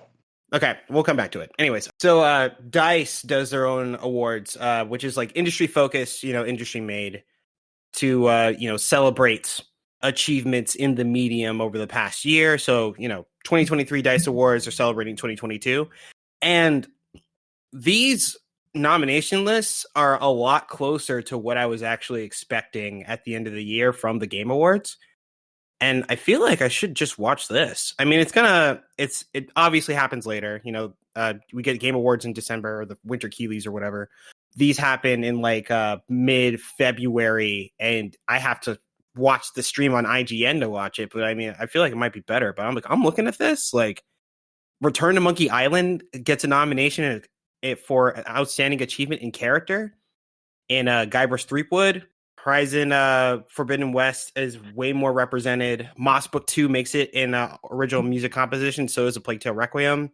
We got games like Somerville that show up in achievement in audio design. I Was a Teenage Exocolonist ends up in achievement for story. So does Norco and Immortality. Like, I don't know. I'm excited for how this will ultimately play out. I'm less enthused about, like, the family game of the year. I know why they have to do it, because it is like a specific thing that they work on. But like Trombone Champ ends up being a submission there. And like, I'm upset that Keighley didn't even consider putting Trombone Champ in any of the categories just as a fucking meme, And we actually got King of Fighters and Spider Heck and Rumbleverse and Fighting Game of the Year. Like, this looks like justice to me. I want to see how these play out. I'm looking at Action Game of the Year right now. Bayonetta 3, Grounded, Neon White, Sifu, and Vampire Survivors. Mm-hmm. Like, already a better list than what we had before. Right. Oh man. Like, it's like, this looks good. This looks like a celebration of the medium of 2022. And I'm down. Yeah. I want to be here for this. And this is why I think peer recognition awards are very, very helpful, like across all like types of art. It's like, show me the kinds of stuff that people who make the things want to celebrate. Mm-hmm. Like, and I think this is very good. A much more rounded, much more interesting list. I'm like Rocky. I just got down. I'm scrolling down to the Family Game of the Year list, and even here, like, I'm much more excited. Like, look at this. Like, Disney Dreamlight Valley, Kirby's Dream Buffet, Lost in Play, Mario plus Rabbids Sparks of Hope, and Trombone Champ. Like, I think that the representation of both Lost in Play and Trombone Champ is like huge. Yeah, absolutely. So the DICE in DICE Awards stands for Design, Innovate, Communicate, and Entertain. Oh yeah, I'm with you, DICE. All the way about it. Oh man. And like, for people who feel like I just hate the Game Awards or whatever, there's still a lot of recognition that they both like understood. Like there's a lot of Elden Ring representation, there's a lot of God of War, there's a lot of Horizon Forbidden West, and like I do think they deserve their place, they deserve their day in the sun and everything. And like they may end up winning most of these awards, but like there's just so much more representation for like games that don't show up in every single ad for video games ever over the course of the year that deserve recognition, and I'm excited about that. Looking at the RPG category, like I'm pleased to see Weird West in it. Yeah. Sports Game of the Year has Ollie Ollie World represented on the list. Instead of just like Games for Impact or whatever. Like, it's a sports game. Yep. Mm-hmm. Oh man. But yeah, man, like this looks good. They're supposed to air it February 23rd. There's no time yet, so like I don't know if they're going to do primetime. In fact, if I remember correctly, they usually do it in the afternoons. So we may not be able to stream it, but honestly, I'll take a day for it. I don't care. Like, I want to see this. I want to know what this is about. Mobile Game of the Year category fucks hard. Like, Jesus. Mm-hmm. Yeah, man, like, they're doing it. They're about it. Like, this is all, man. They put Vampire Survivors up for Game of the Year as they should. Like, for real. I'm telling you, man, that's where it's fucks. Your Game of the Year nominees are Elden Ring, Dad of War, Ragnarok, Horizon Forbidden West, Backpack Cat, who disappears 40% of the way into the game in order to be a robot shooter, and Vampire Survivors. Mm. Yeah. I don't see any way that Vampire Survivor loses this. Let's go. Yeah, I think if Elden Ring might a squeaker, but like just there has been so much overwhelming support within the video game development industry. Like if you go look at like what devs are doing, devs are like, "Hey everybody, I had my layover got extended at the airport. I guess that means another 3 hours to play Vampire Survivors, baby." Like true. Yeah, like video game devs love Vampire Survivors. Like I don't see any way this thing loses. Jesus. Also, these categories are reminding me that I actually need to sit down and play Tunic because I haven't yet. Like I probably really need to touch Tunic for real. So the problem with Tunic is the camera angle. Interesting. The entire problem with Tunic. Tunic was great. The camera angle was terrible. No. Other than that, it was fine for like most of it, but there's a lot of like stuff that is hidden entirely because of the camera angle, and unless you know that something is hidden because of the camera angle, there's no good way for the game to show you that something may be hidden because of the camera angle. I hear that. And you cannot move the camera angle. It is stuck in one position the entire time. And so it's like really relying on like you being savvy of the genre, as right? Opposed Exactly. To just, like, explore the space. Yeah. Okay. Mm-hmm. No, I hear that. That makes a lot of sense. Other than that, I liked it. It was cute. All right. A CNC Souls-like, cute and colorful. It's a Souls-like? Yeah. Okay. I'm interested. Yeah. Yeah, and the other thing I had to talk about was Microsoft announced a technological advancement called Vol-E, Victor Alpha Lima Lima Dash Echo. It is an AI that has the ability to mimic voices. And to be clear, it's not just like a parrot, because we already have those. What it does is that it'll listen to a 3-second sample of a voice and then basically extrapolate it to make it say anything. The reason we're talking about it here, because, we're not just deeply interested in technology, but it's a concern for voice actors and honestly anyone that feels like that they could be tricked into believing that a voice with no other detail is an actual person. And voice actors have expressed concern that this is a tool that could be used to, essentially basically cut them out of a job. I don't think this is actually enough to like compete with the idea of like people who actually, interact with media and, articulate like voices and emotion and like acting truly. But it seems a fleshed out enough concept that like companies would elect to use this instead of hiring voice actors, which sucks because like, voice actors don't tend to get steady work less so than like acting. And I know one thing that was being targeted by this specifically is audiobooks. And like voice actors will like eat off of audiobooks. Like that's bread and butter. And then like they'll go for larger projects when, they have their stuff down. But like some people, they just like, their day job is just doing audiobooks, and like this will just cut them out of a job. GG's. And that's bullshit, The technical side, the researchers describe the technology as a neural codec language model trained on, quote, discrete codes derived from an off-the-shelf neuro audio codec model. Those aren't on my shelf, but, maybe on theirs. But they say that it's trained because it's, it's a machine learning device or AI that's been trained on 60,000 hours of speech, which is, quote, hundreds of times larger than existing systems. It looks like it's actually the real deal. If you actually are interested, you can mess around with it on Microsoft's GitHub demo. There also is a link to a video that is associated with the article that we linked to in the show doc for our patrons. This is unpleasant. I don't like it. No, sir, I don't like it. No, sir, I don't like it. I feel that.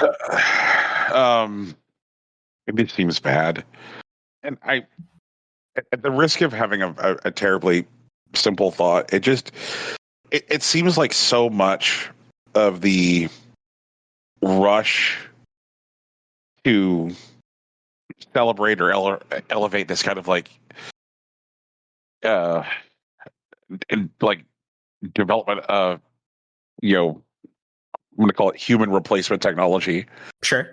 Isn't like it never seems to be like offset by like any kind of like meaningful advance in like human liberation. Like people are still just working 18 jobs and delivering Uber Eats after they get out of their shitty day job, and like no human replacement technology is actually resulting in humans having to work less.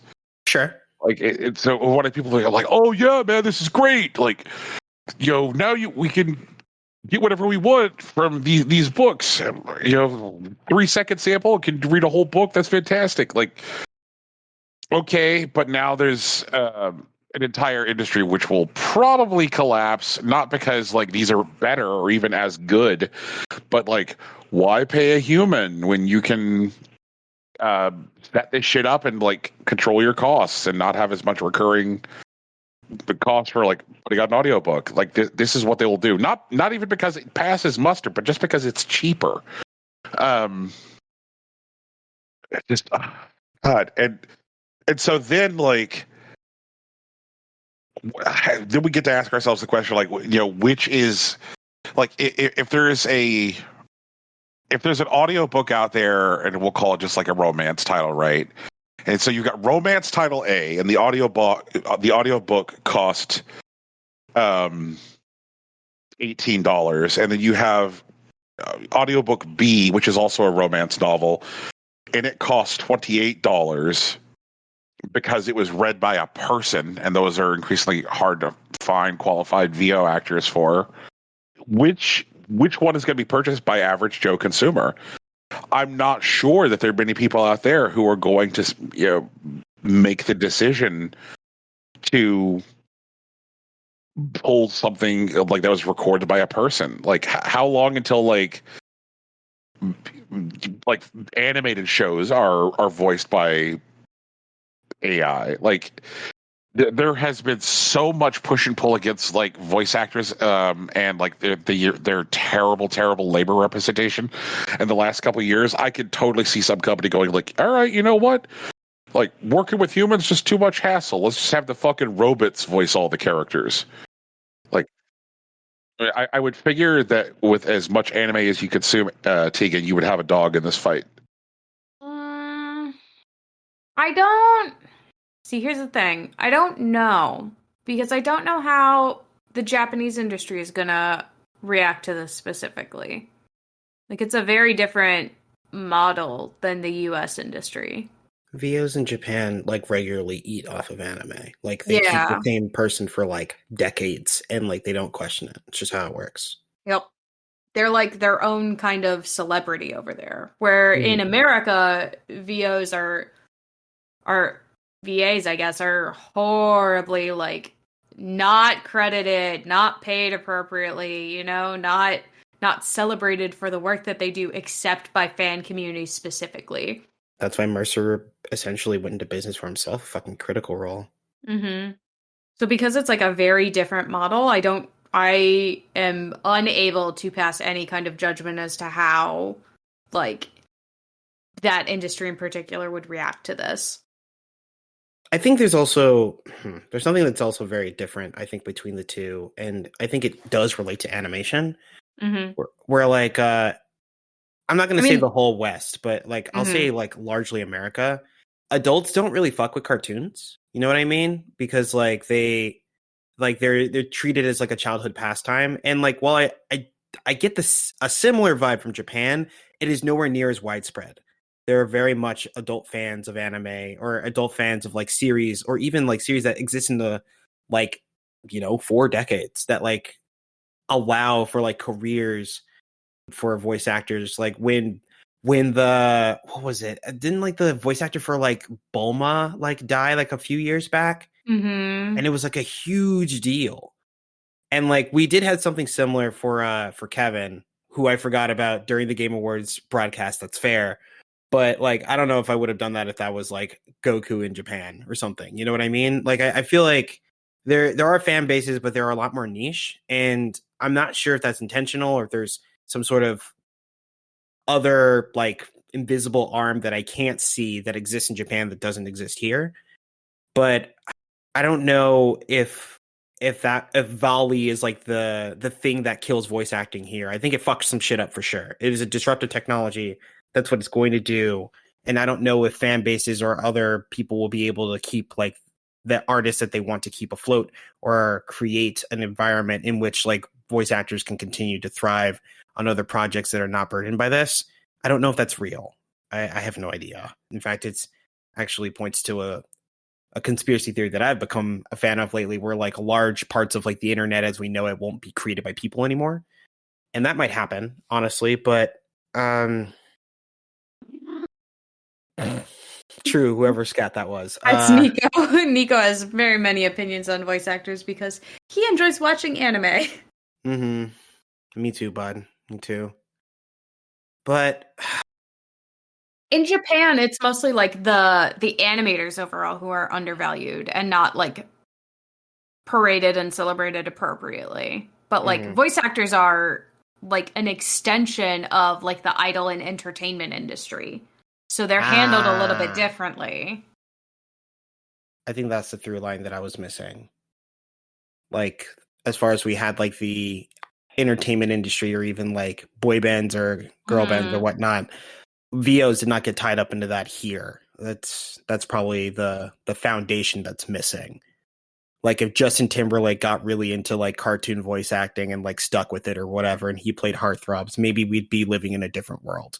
He probably wouldn't have bought MySpace. Maybe he still would have. Who knows? I don't know. But like, I could see why like that foundation like buoys voice actors in Japan, and it doesn't do that here.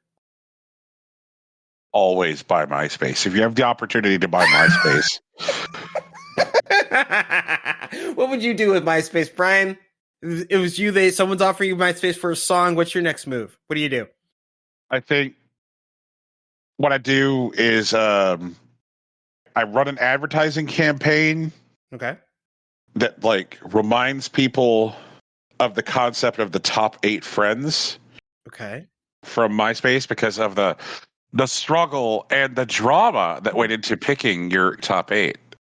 And people like and I would like kind of like have it parody like the visual style of various other competing social media, like show something that kind of looks like Facebook. Mm-hmm. And people say like, you may have 314 friends, but you only trust your top 8. or like show something that looks like Twitter and it says you may follow 2,000 people, but you only bother to read your post from your top 8. Like just like lean into the whole top 8 thing. Okay. And like you'll run an advertising campaign that says like there's a way you could show someone how much they mean to you. Put them in your top 8. Put them in your top 8. And I would probably also lean into the idea of like music on the profile again. Okay. Because of like how much positive reaction there was to music on the profile at the launch of like Hive. And like Hive fell apart immediately because of all of the gigantic security concerns. Mm-hmm. So like, what if people were just reminded like, hey, music on the profile? Like we've got that. Like, because one of the things which seems to be missing from most modern social media platforms, because now they are social media platforms and not social network platforms, is the idea of something which represents like, you know, some level of customization and some level of personalization for your particular spot. Usually like the best you get now is, oh, I can put a banner image up on my profile page. Well, Lottie fucking up. But I think the music integration is something that they could advertise on. And I would probably also campaign aggressively from an advertising perspective on curation and moderation. I would say stuff like, hey, your feed is your feed. And if you see something which doesn't belong here on MySpace, click the report button. Here, the report button actually does something. Just like, I think people would be tempted based on a combination of nostalgia. Like, I think people want to return to a social media platform that they abandoned years ago out of a sense of nostalgia. But also there's things that they just want now, like effective moderation that would just tempt them to try it out. Like, if somebody told you, Rocky, right now that you could go to MySpace and MySpace aggressively fucking bans Nazis, would that you be a selling point? I don't know. I might hang out on MySpace. Yeah. Confirm it's a no Nazi zone. That sounds cool. Yeah, it's a no Nazi zone. You could pick your own song for your profile. Plus, people could compete to find out if they're in the Rocky top 8. You know, like there's a vibe there. There's a vibe. How is the music sourced? I think that now what you would probably want to do is do a deal with some major streaming platforms for integration. Mm-hmm. I would probably do like deals with like Spotify and Tidal, and so like when somebody's registering, you have them indicate like what service do you use, like what is your primary music provider, and then like create a tagging system, like a meta tagging system for like a song. So like let's say somebody picks Bad Romance by Lady Gaga to be the song that plays on their profile. That tag then in turn like hooks into that song on various streaming services. So depending on like which streaming service the person has integrated, it then just fetches that song from that service for them. So like if Rocky said he was a Spotify user when he signed up, it'll fetch Bad Romance from Spotify. If I say I'm a Tidal user, it'll fetch it from Tidal. Which then gives like various streaming services like an opportunity to like, you know, create habitual brand awareness for their customers whenever they're using MySpace. Because if I go to Rocky's page and I'm like, and I see that like, oh, Rocky's song is Tiptoe Through the Tulips by Tiny Tim, sourced by Tidal. You know, like it's a chance for Tidal to remind me it exists every 5 minutes. Because I would see that brand whenever when I bother to navigate to someone's individual page. So that's my pitch. Sell me MySpace. Give me MySpace for $10.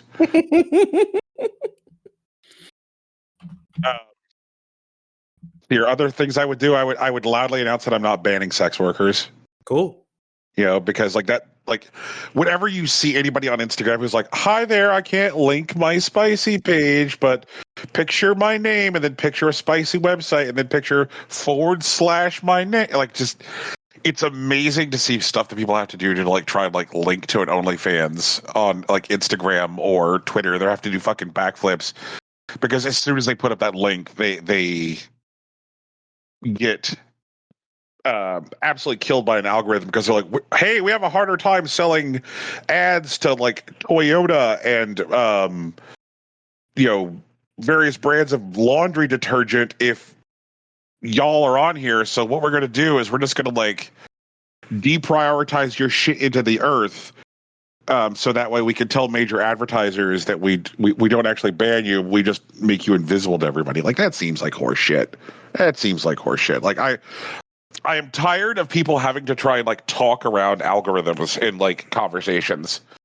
One of my least favorite phrases that exists because of social media is when people talk about unaliving. They're like, oh yeah, it's so sad he unalived himself.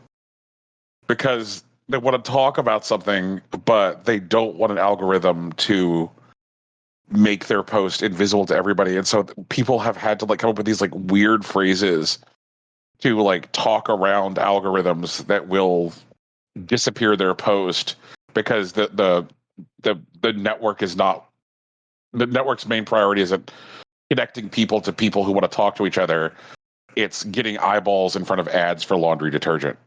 And no, I like those phrases. I think they're fun, creative expressions of what it is to be human. You think that unaliving a phrase that exists to skirt algorithms is fun?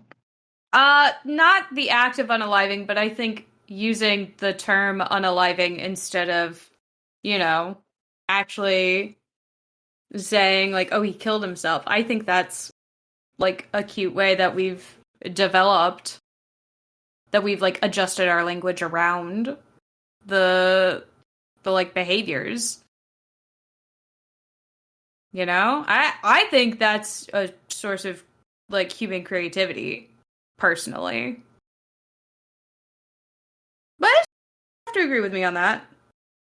I think the phrasing is like cuter. I don't know. I think that when people can't talk about what they want to in plain terms because they're afraid that means that they will disappear to their friends, it means that like less meaningful frank conversations happen. I don't think my friends are seeing me anyway, so I don't give a shit about that. Okay. I'm not sure which logical fallacy that is offhand, but I know it's one of them. I don't think so. I think it's just a way that I interact with the algorithms, that I don't post enough or I don't entertain enough to be shown to my friend circle. That's just like an observation on how I use the mediums, not any kind of logical fallacy. I'm sorry. I took what you were saying as a like a dismissal of the importance of something because it didn't personally impact you, which is no. It's just no. I genuinely do not believe I am being shown to my friends because I do not interact with the medium in a way that they want. Well, doesn't that feel bad? No. Like there are people out there whose ability to like interact and navigate like social relationships in any kind of like healthy or effective way has been significantly stunted by the advent of social media. Like people who have just like faded away from contacting their friends in like normal and regular healthy ways because all they know to do is like doom scroll their Twitter or check Facebook. And if somebody isn't regularly supplied to them in those avenues, those people just fade away to them. So like if there are people that you're not being shown to, Tegan, you have disappeared from those people. Yeah, but also if I'm not being seen by them regularly in real life, like that would happen anyway. I feel like what Tegan's describing is something different from like, ghosting your people on social media. She's saying that she interacts with social media in a way that doesn't connect her to her real life. And like, I don't know. I think that's fine. Like a lot of spaces that I interact with on the internet, some of them then like, say like my main Twitter or like this don't actually intersect with like the rest of my life, and that's intentional. I don't want parts of my life to touch what I do on the internet for very specific reasons. And so I think like, and Tegan, correct me if I'm wrong, like the idea of like around like the term say like unaliving, I agree that is something that may stymie like honest conversation from people who put themselves out there on the internet. But I also think it's like part of like essentially a counterculture to navigate a way around the things that want people to act a certain way on the internet. There are platform holders that say, hey, you can't talk about killing yourself on our platform because it makes us look bad to shareholders and it makes it harder for us to sell ads. And we're like, okay, fine. If you're going to ban me for talking about killing myself, I'm going to say I'm willing to unalive myself instead. That way I skirt your rules that you're not actually paying attention to because you have an algorithm trying to look at everything I say and it doesn't know how to parse the word unalive. Yes. Much better phrase than I could have ever done on my own. Tegan, I always believe in you. I think you would have gotten there. I crowdsource my thoughts sometimes. That is helpful. What the hell are we talking about? I think you want to talk about Amouranth at one point. I think that was on your list, but you wrote it down. Yeah. Amouranth. For those of you who don't know, Amouranth is the only woman in the list of highest top 100 revenue Twitch streamers. Mm-hmm. And here's a part where I have to pause because we're talking about Twitch. Mm-hmm. There are many people who speak for Amazon. Mm-hmm. I am not one of them. Mm-hmm. Opinions expressed are my opinions. Mm-hmm. Okay. So Amouranth was in the news in October when she discussed on her stream her marriage ending and abuse that she had sustained from her partner, and how her partner had pressured her into producing more, in her words, spicy content than she wanted to or was interested in. And there's a whole bunch of people who said that Amouranth was a hypocrite or a bad person because somehow all of her spicy content didn't immediately disappear the moment she said this stuff in public. Sure. And of course, these people are shitheads operating in bad faith. And so Amouranth has discussed this and has said that she directly employs nearly 20 people and that she has another 9 people under contract who do video editing for her. Mm-hmm. And that 15 of her employees were wholly dedicated to, quote, spicy adjacent content.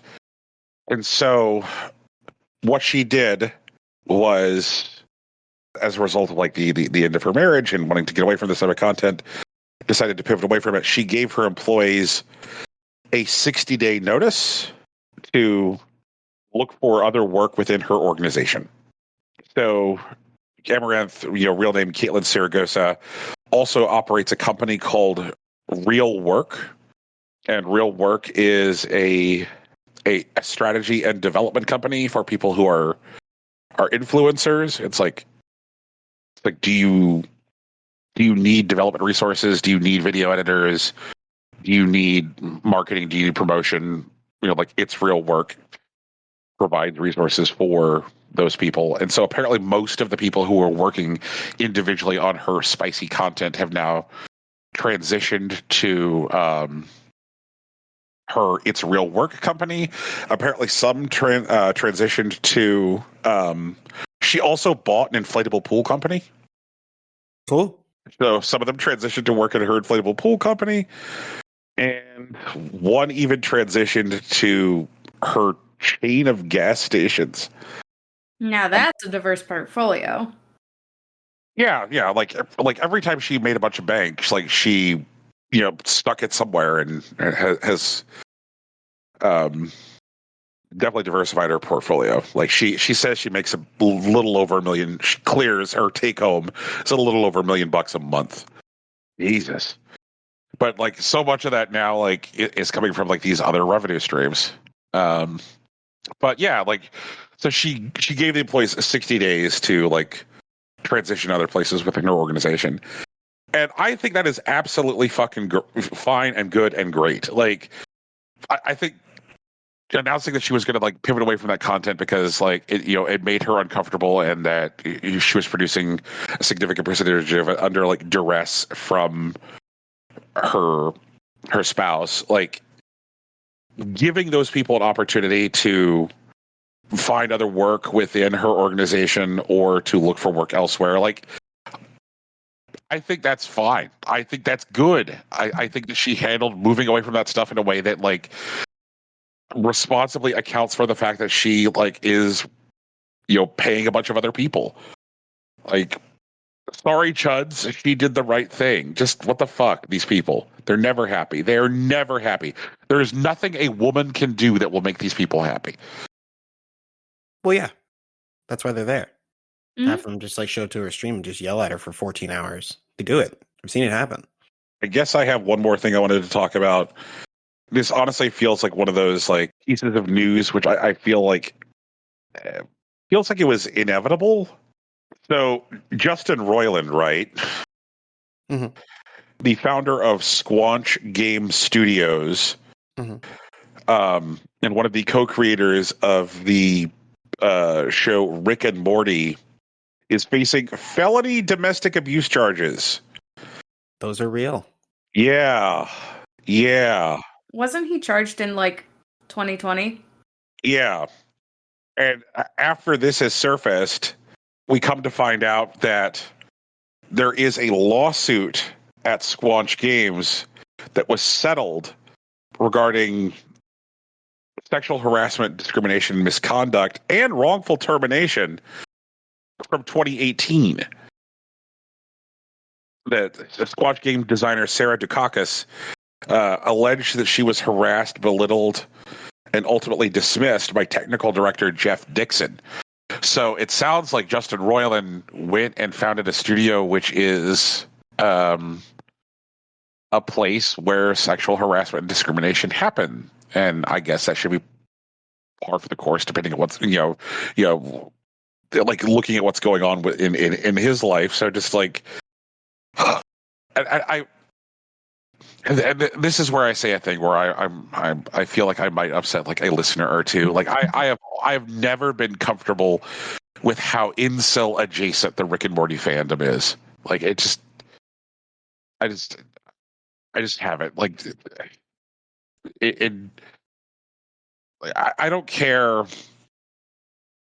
how much they think that they think they're being clever. Like, oh yeah, but see, when I scream at women, I'm doing it ironically. Like, no, like just. It would be some shit they would say. Oh my god. Yeah, this is the Rick and Morty fandom. Like, what the fuck? Just please take your sweet and sour sauce or whatever the fuck it is and just go away. Just please go away. Like, I am just. They absolutely irritate the piss out of me. Like I don't know what y'all might want to contribute here or might want to say here, because like turns out Justin Roiland is a shitbag is like the most obvious headline of any given year in which it happens. Like it just, but turns out Justin Roiland's a shitbag and his game studio's bad. I mean, I'm surprised because I'm not, and I also can't say I'm disappointed because it was very obvious from the get-go. So I don't know. I don't think there's anything to say. Maybe like play stupid games, win stupid prizes, because like it was pretty obvious, I think, to most people. Yeah, that was a shitty dude. So, like, I think the only thing that honestly gives it any reason to make this a part of our lives is the fact that Squanch Games' game High on Life seems to be doing well for people who have already subscribed to a service and don't have to drop $60 on it outright. And I guess good for them, but the game that you're enjoying was created by a shithead who created an environment for shitheads to be worse to other people. But also, I feel like you already knew that. I don't know why I'm telling you now. While the pile-on Justin Roiland is happening, and I feel like this is a good time for it. I'm not piling on him. I'm not touching that man in any way. Absolutely not. Not even in this fantasy world. Justin Roiland is also an AI bro. Yes. This is no. Because he doesn't want to pay artists or people to do things. He wants to riff by himself, and then like the art materializes around it, which is stupid. and not how anything works. Yeah. Roiland included like weird, shitty AI art in High on Life, and he's like, "Oh yeah, it's unsettling. It's familiar, but yet just." It's like, fuck off. All you did was cut. Like, just stop trying to like talk about the emotional quality of AI art and how it like bothers the viewer. Like, all you did was like keep more money for like your cocaine budget. Just fuck yourself. Just apparently some of the dialogue in High on Life is also delivered by AI. Just I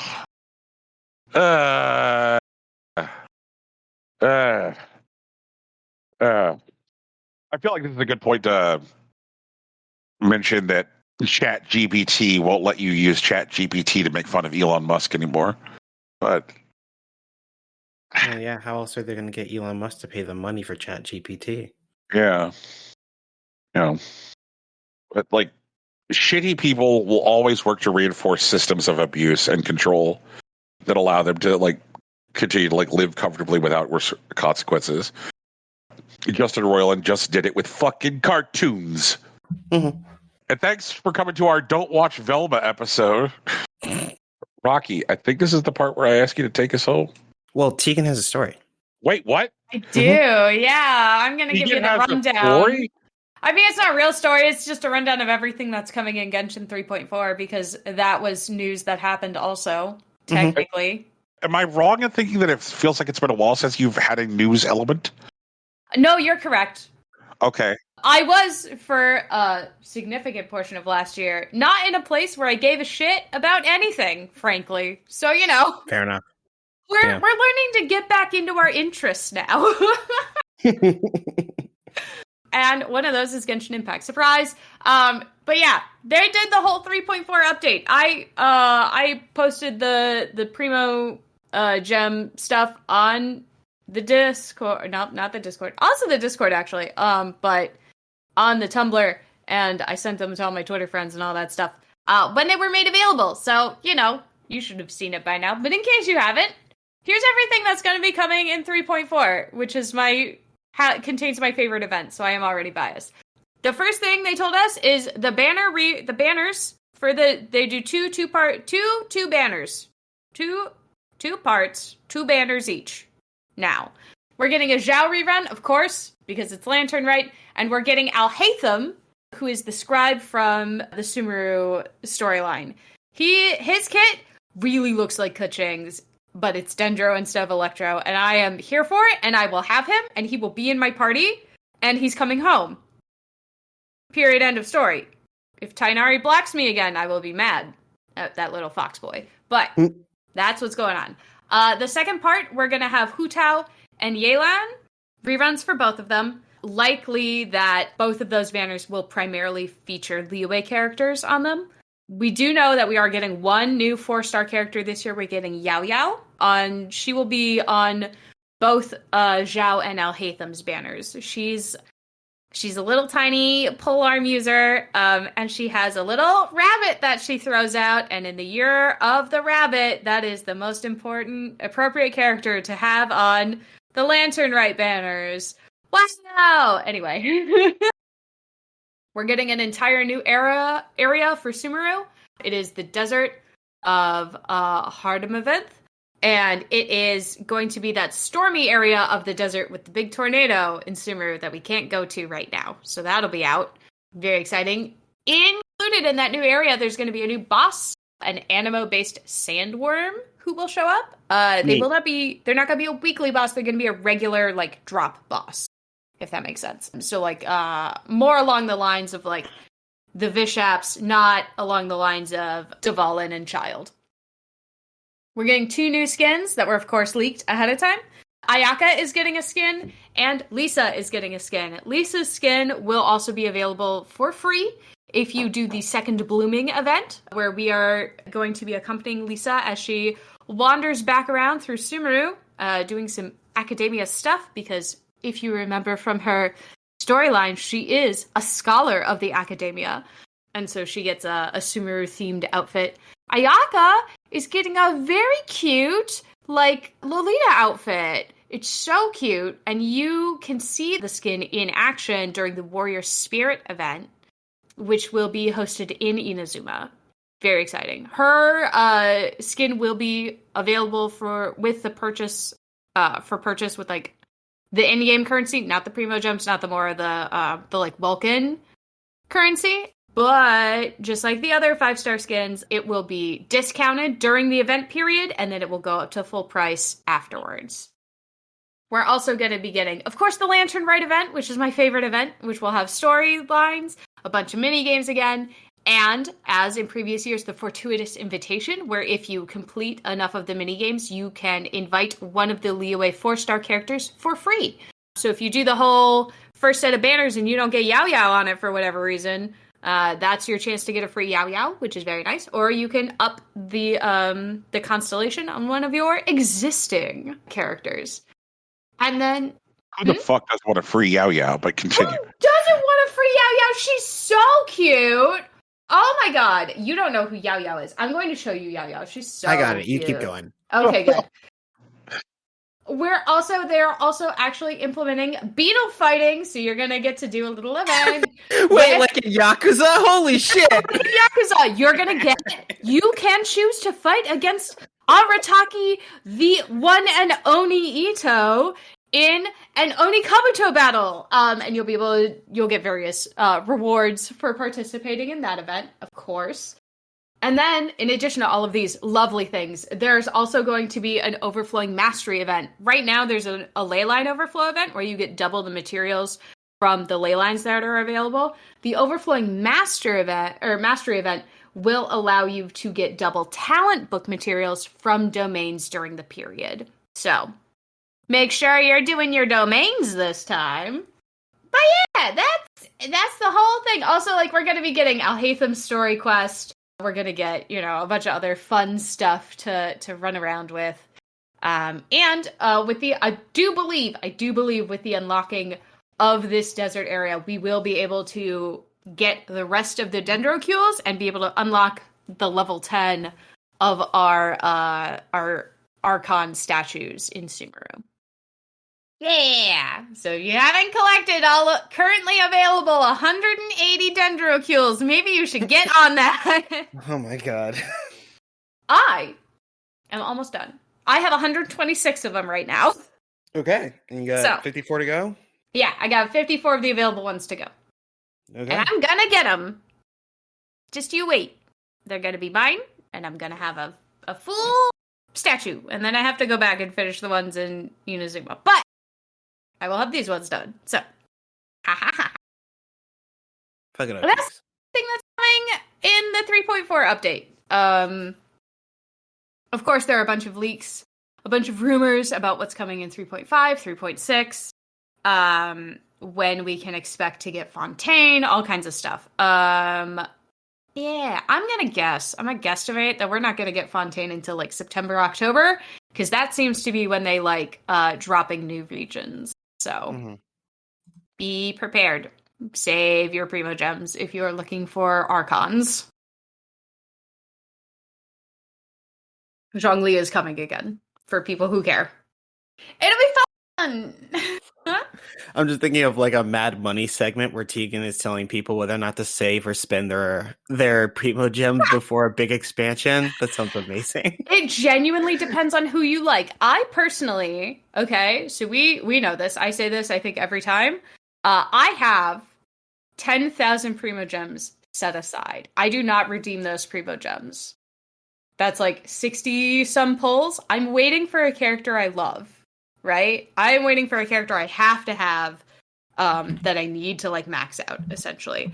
Other than that, I wait until the character previews are available, and then I do the trial of the character, and if I like the character then, that's when I pull for them. You know? And obviously all the characters in the trials are C6, and they have perfect artifacts on them, which, like, you're never gonna get. You may C6 that character, you're not gonna get perfect artifacts. Not without a lot of work, you know? But, like, it's a good way to see what they could do at max performance that the company thinks is max performance, you know? But I already know Keqing's kit is currently my favorite. She's fast and she can move really well, and I like Electro. Mm-hmm. I am designing a second team now. My first time designing a second team, specifically to complement Alhaitham. Okay. Because I think I will enjoy him a lot, since his kit looks like Keqing's kit. It looks like he moves like Keqing moves. So I'm ready. I'm gonna get him. I don't know if I'm gonna get his weapon, but I'm gonna get him. Okay. So far, I have 20 Primogems set aside, and I should be able to I think I can get another 30 during the Lantern Rite event total. Do you mean another 30 polls? Yeah, I mean 20 polls, sorry. Okay. I have 20 polls so far. I'm gonna have, I think, another 30 by the time the event's over. So, I'm not worried. He's gonna come home. Or I'm gonna get cock-blocked again. One of the two. Jesus Christ, yeah, that's one of the two things that can happen for sure. Things will go well or poorly. Things will go well, or I will get another 5-star character, and maybe it'll be one I don't have. Who knows? Maybe it'll be Diluc again. Oh my god, if it's another Diluc, I will cry. If it's another Tighnari, I'm going to be okay with it. If it's another Keqing, I'm going to be thrilled to bits. If it's another Diluc. Are you going to do a pull stream, Tiggs? No, I probably won't do a pull stream. I don't have good luck on stream. Yeah, that's fair. But they are also currently, and this will be over by the time this thing pops off, but Genshin is currently recruiting for their streamer event for 3.4. Okay. If you sign up, and then you stream during the event, you'll qualify for free Primogems for how long you stream. And they will be checking your VODs to see how long you actually were live actively playing the game. Oh, Lord. Okay. If you stream, you have to start, like, once you hit 6 hours, that's when the reward portion starts. And then it's every 3 hours after that it ups until you get to, I think, 24 hours total of active streaming in the Genshin section. You have to stream at least once a week, though, so you can't do all 24 hours at once and then, like, heck off, you know? You gotta do it, you gotta spread it out. And then there are separate rewards for the most watched active viewers, and they're giving away, I think, 3,000 cash dollars to the people who win that. So good luck to those guys. Sure won't be me, you know, but something to consider. If you have a large following, they're probably going to do it again in the next banner, or alternately, probably when Fontaine comes out. Something to watch. But the people who won last time the cash prize do have, like, in the thousands of active viewers while they stream. So kind of wild, yeah. Yeah, you know, something to be aware of if you're looking at it. But yeah, that's the Genshin news. I'm excited. When Fontaine is announced, I'm going to be insufferable.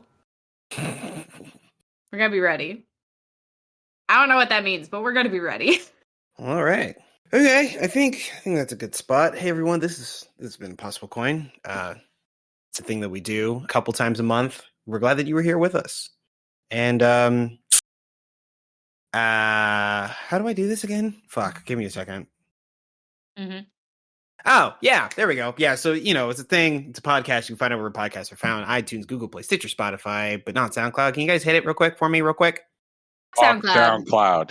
Thank you. And speaking of SoundCloud, there is music at the beginning and end of this podcast produced by our kid brother, Big Sach. You can find him on SoundCloud at soundcloud.com/BigSachNJ. And you can hit him up on Twitter at Hillary_Swank. Our logo is also a t-shirt, and it was designed by Lauren Moran. You can follow her on Twitter at Lauren Moran and consider donating to her Patreon. Speaking of Patreon, we have one of those too. You can find it at patreon.com/ImpossibleCoin podcast. There you'll get our audio essays, our bespoke watch-alongs, and and, you know, shows about things that we care about. We should actually do an anime episode. I think we're due for one of those. We are overdue for most things. Yeah, we're supposed to have the anime episode up by the end of the month. So. Oh, yeah, okay. Then, yeah, we should do that soon. That's fine. What else is there? If you want to know the main things that we're going to be talking about in that episode, though, you could join us on our Discord and come watch anime with us on Sunday nights. Yeah, we've been fleshing out the Discord a little bit. So we have a couple weekly events. We do anime nights, we do Star Trek nights with Brian. We also made it so that it'll feed in clips from our Twitch. You'll be able to catch the VODs there. You'll get notifications on when we go live. And whenever a new Impossible Coin podcast episode is available, you'll get dinged in the server too, in case, you're not super into podcatchers. But all that aside, if you want to talk to us, you can find us there. You can also find us on social media. I'm on Facebook and Instagram. Brian's on Twitter. Tegan's on Tumblr. It's all Impossible Coin. We stream on Twitch a couple nights a week. So, you can find us there. If you want to drop us a follow, that could be cool too. But yeah, that's us. That's Impossible Coin. Thanks for hanging out. Peace. Bye. Thank you for fun.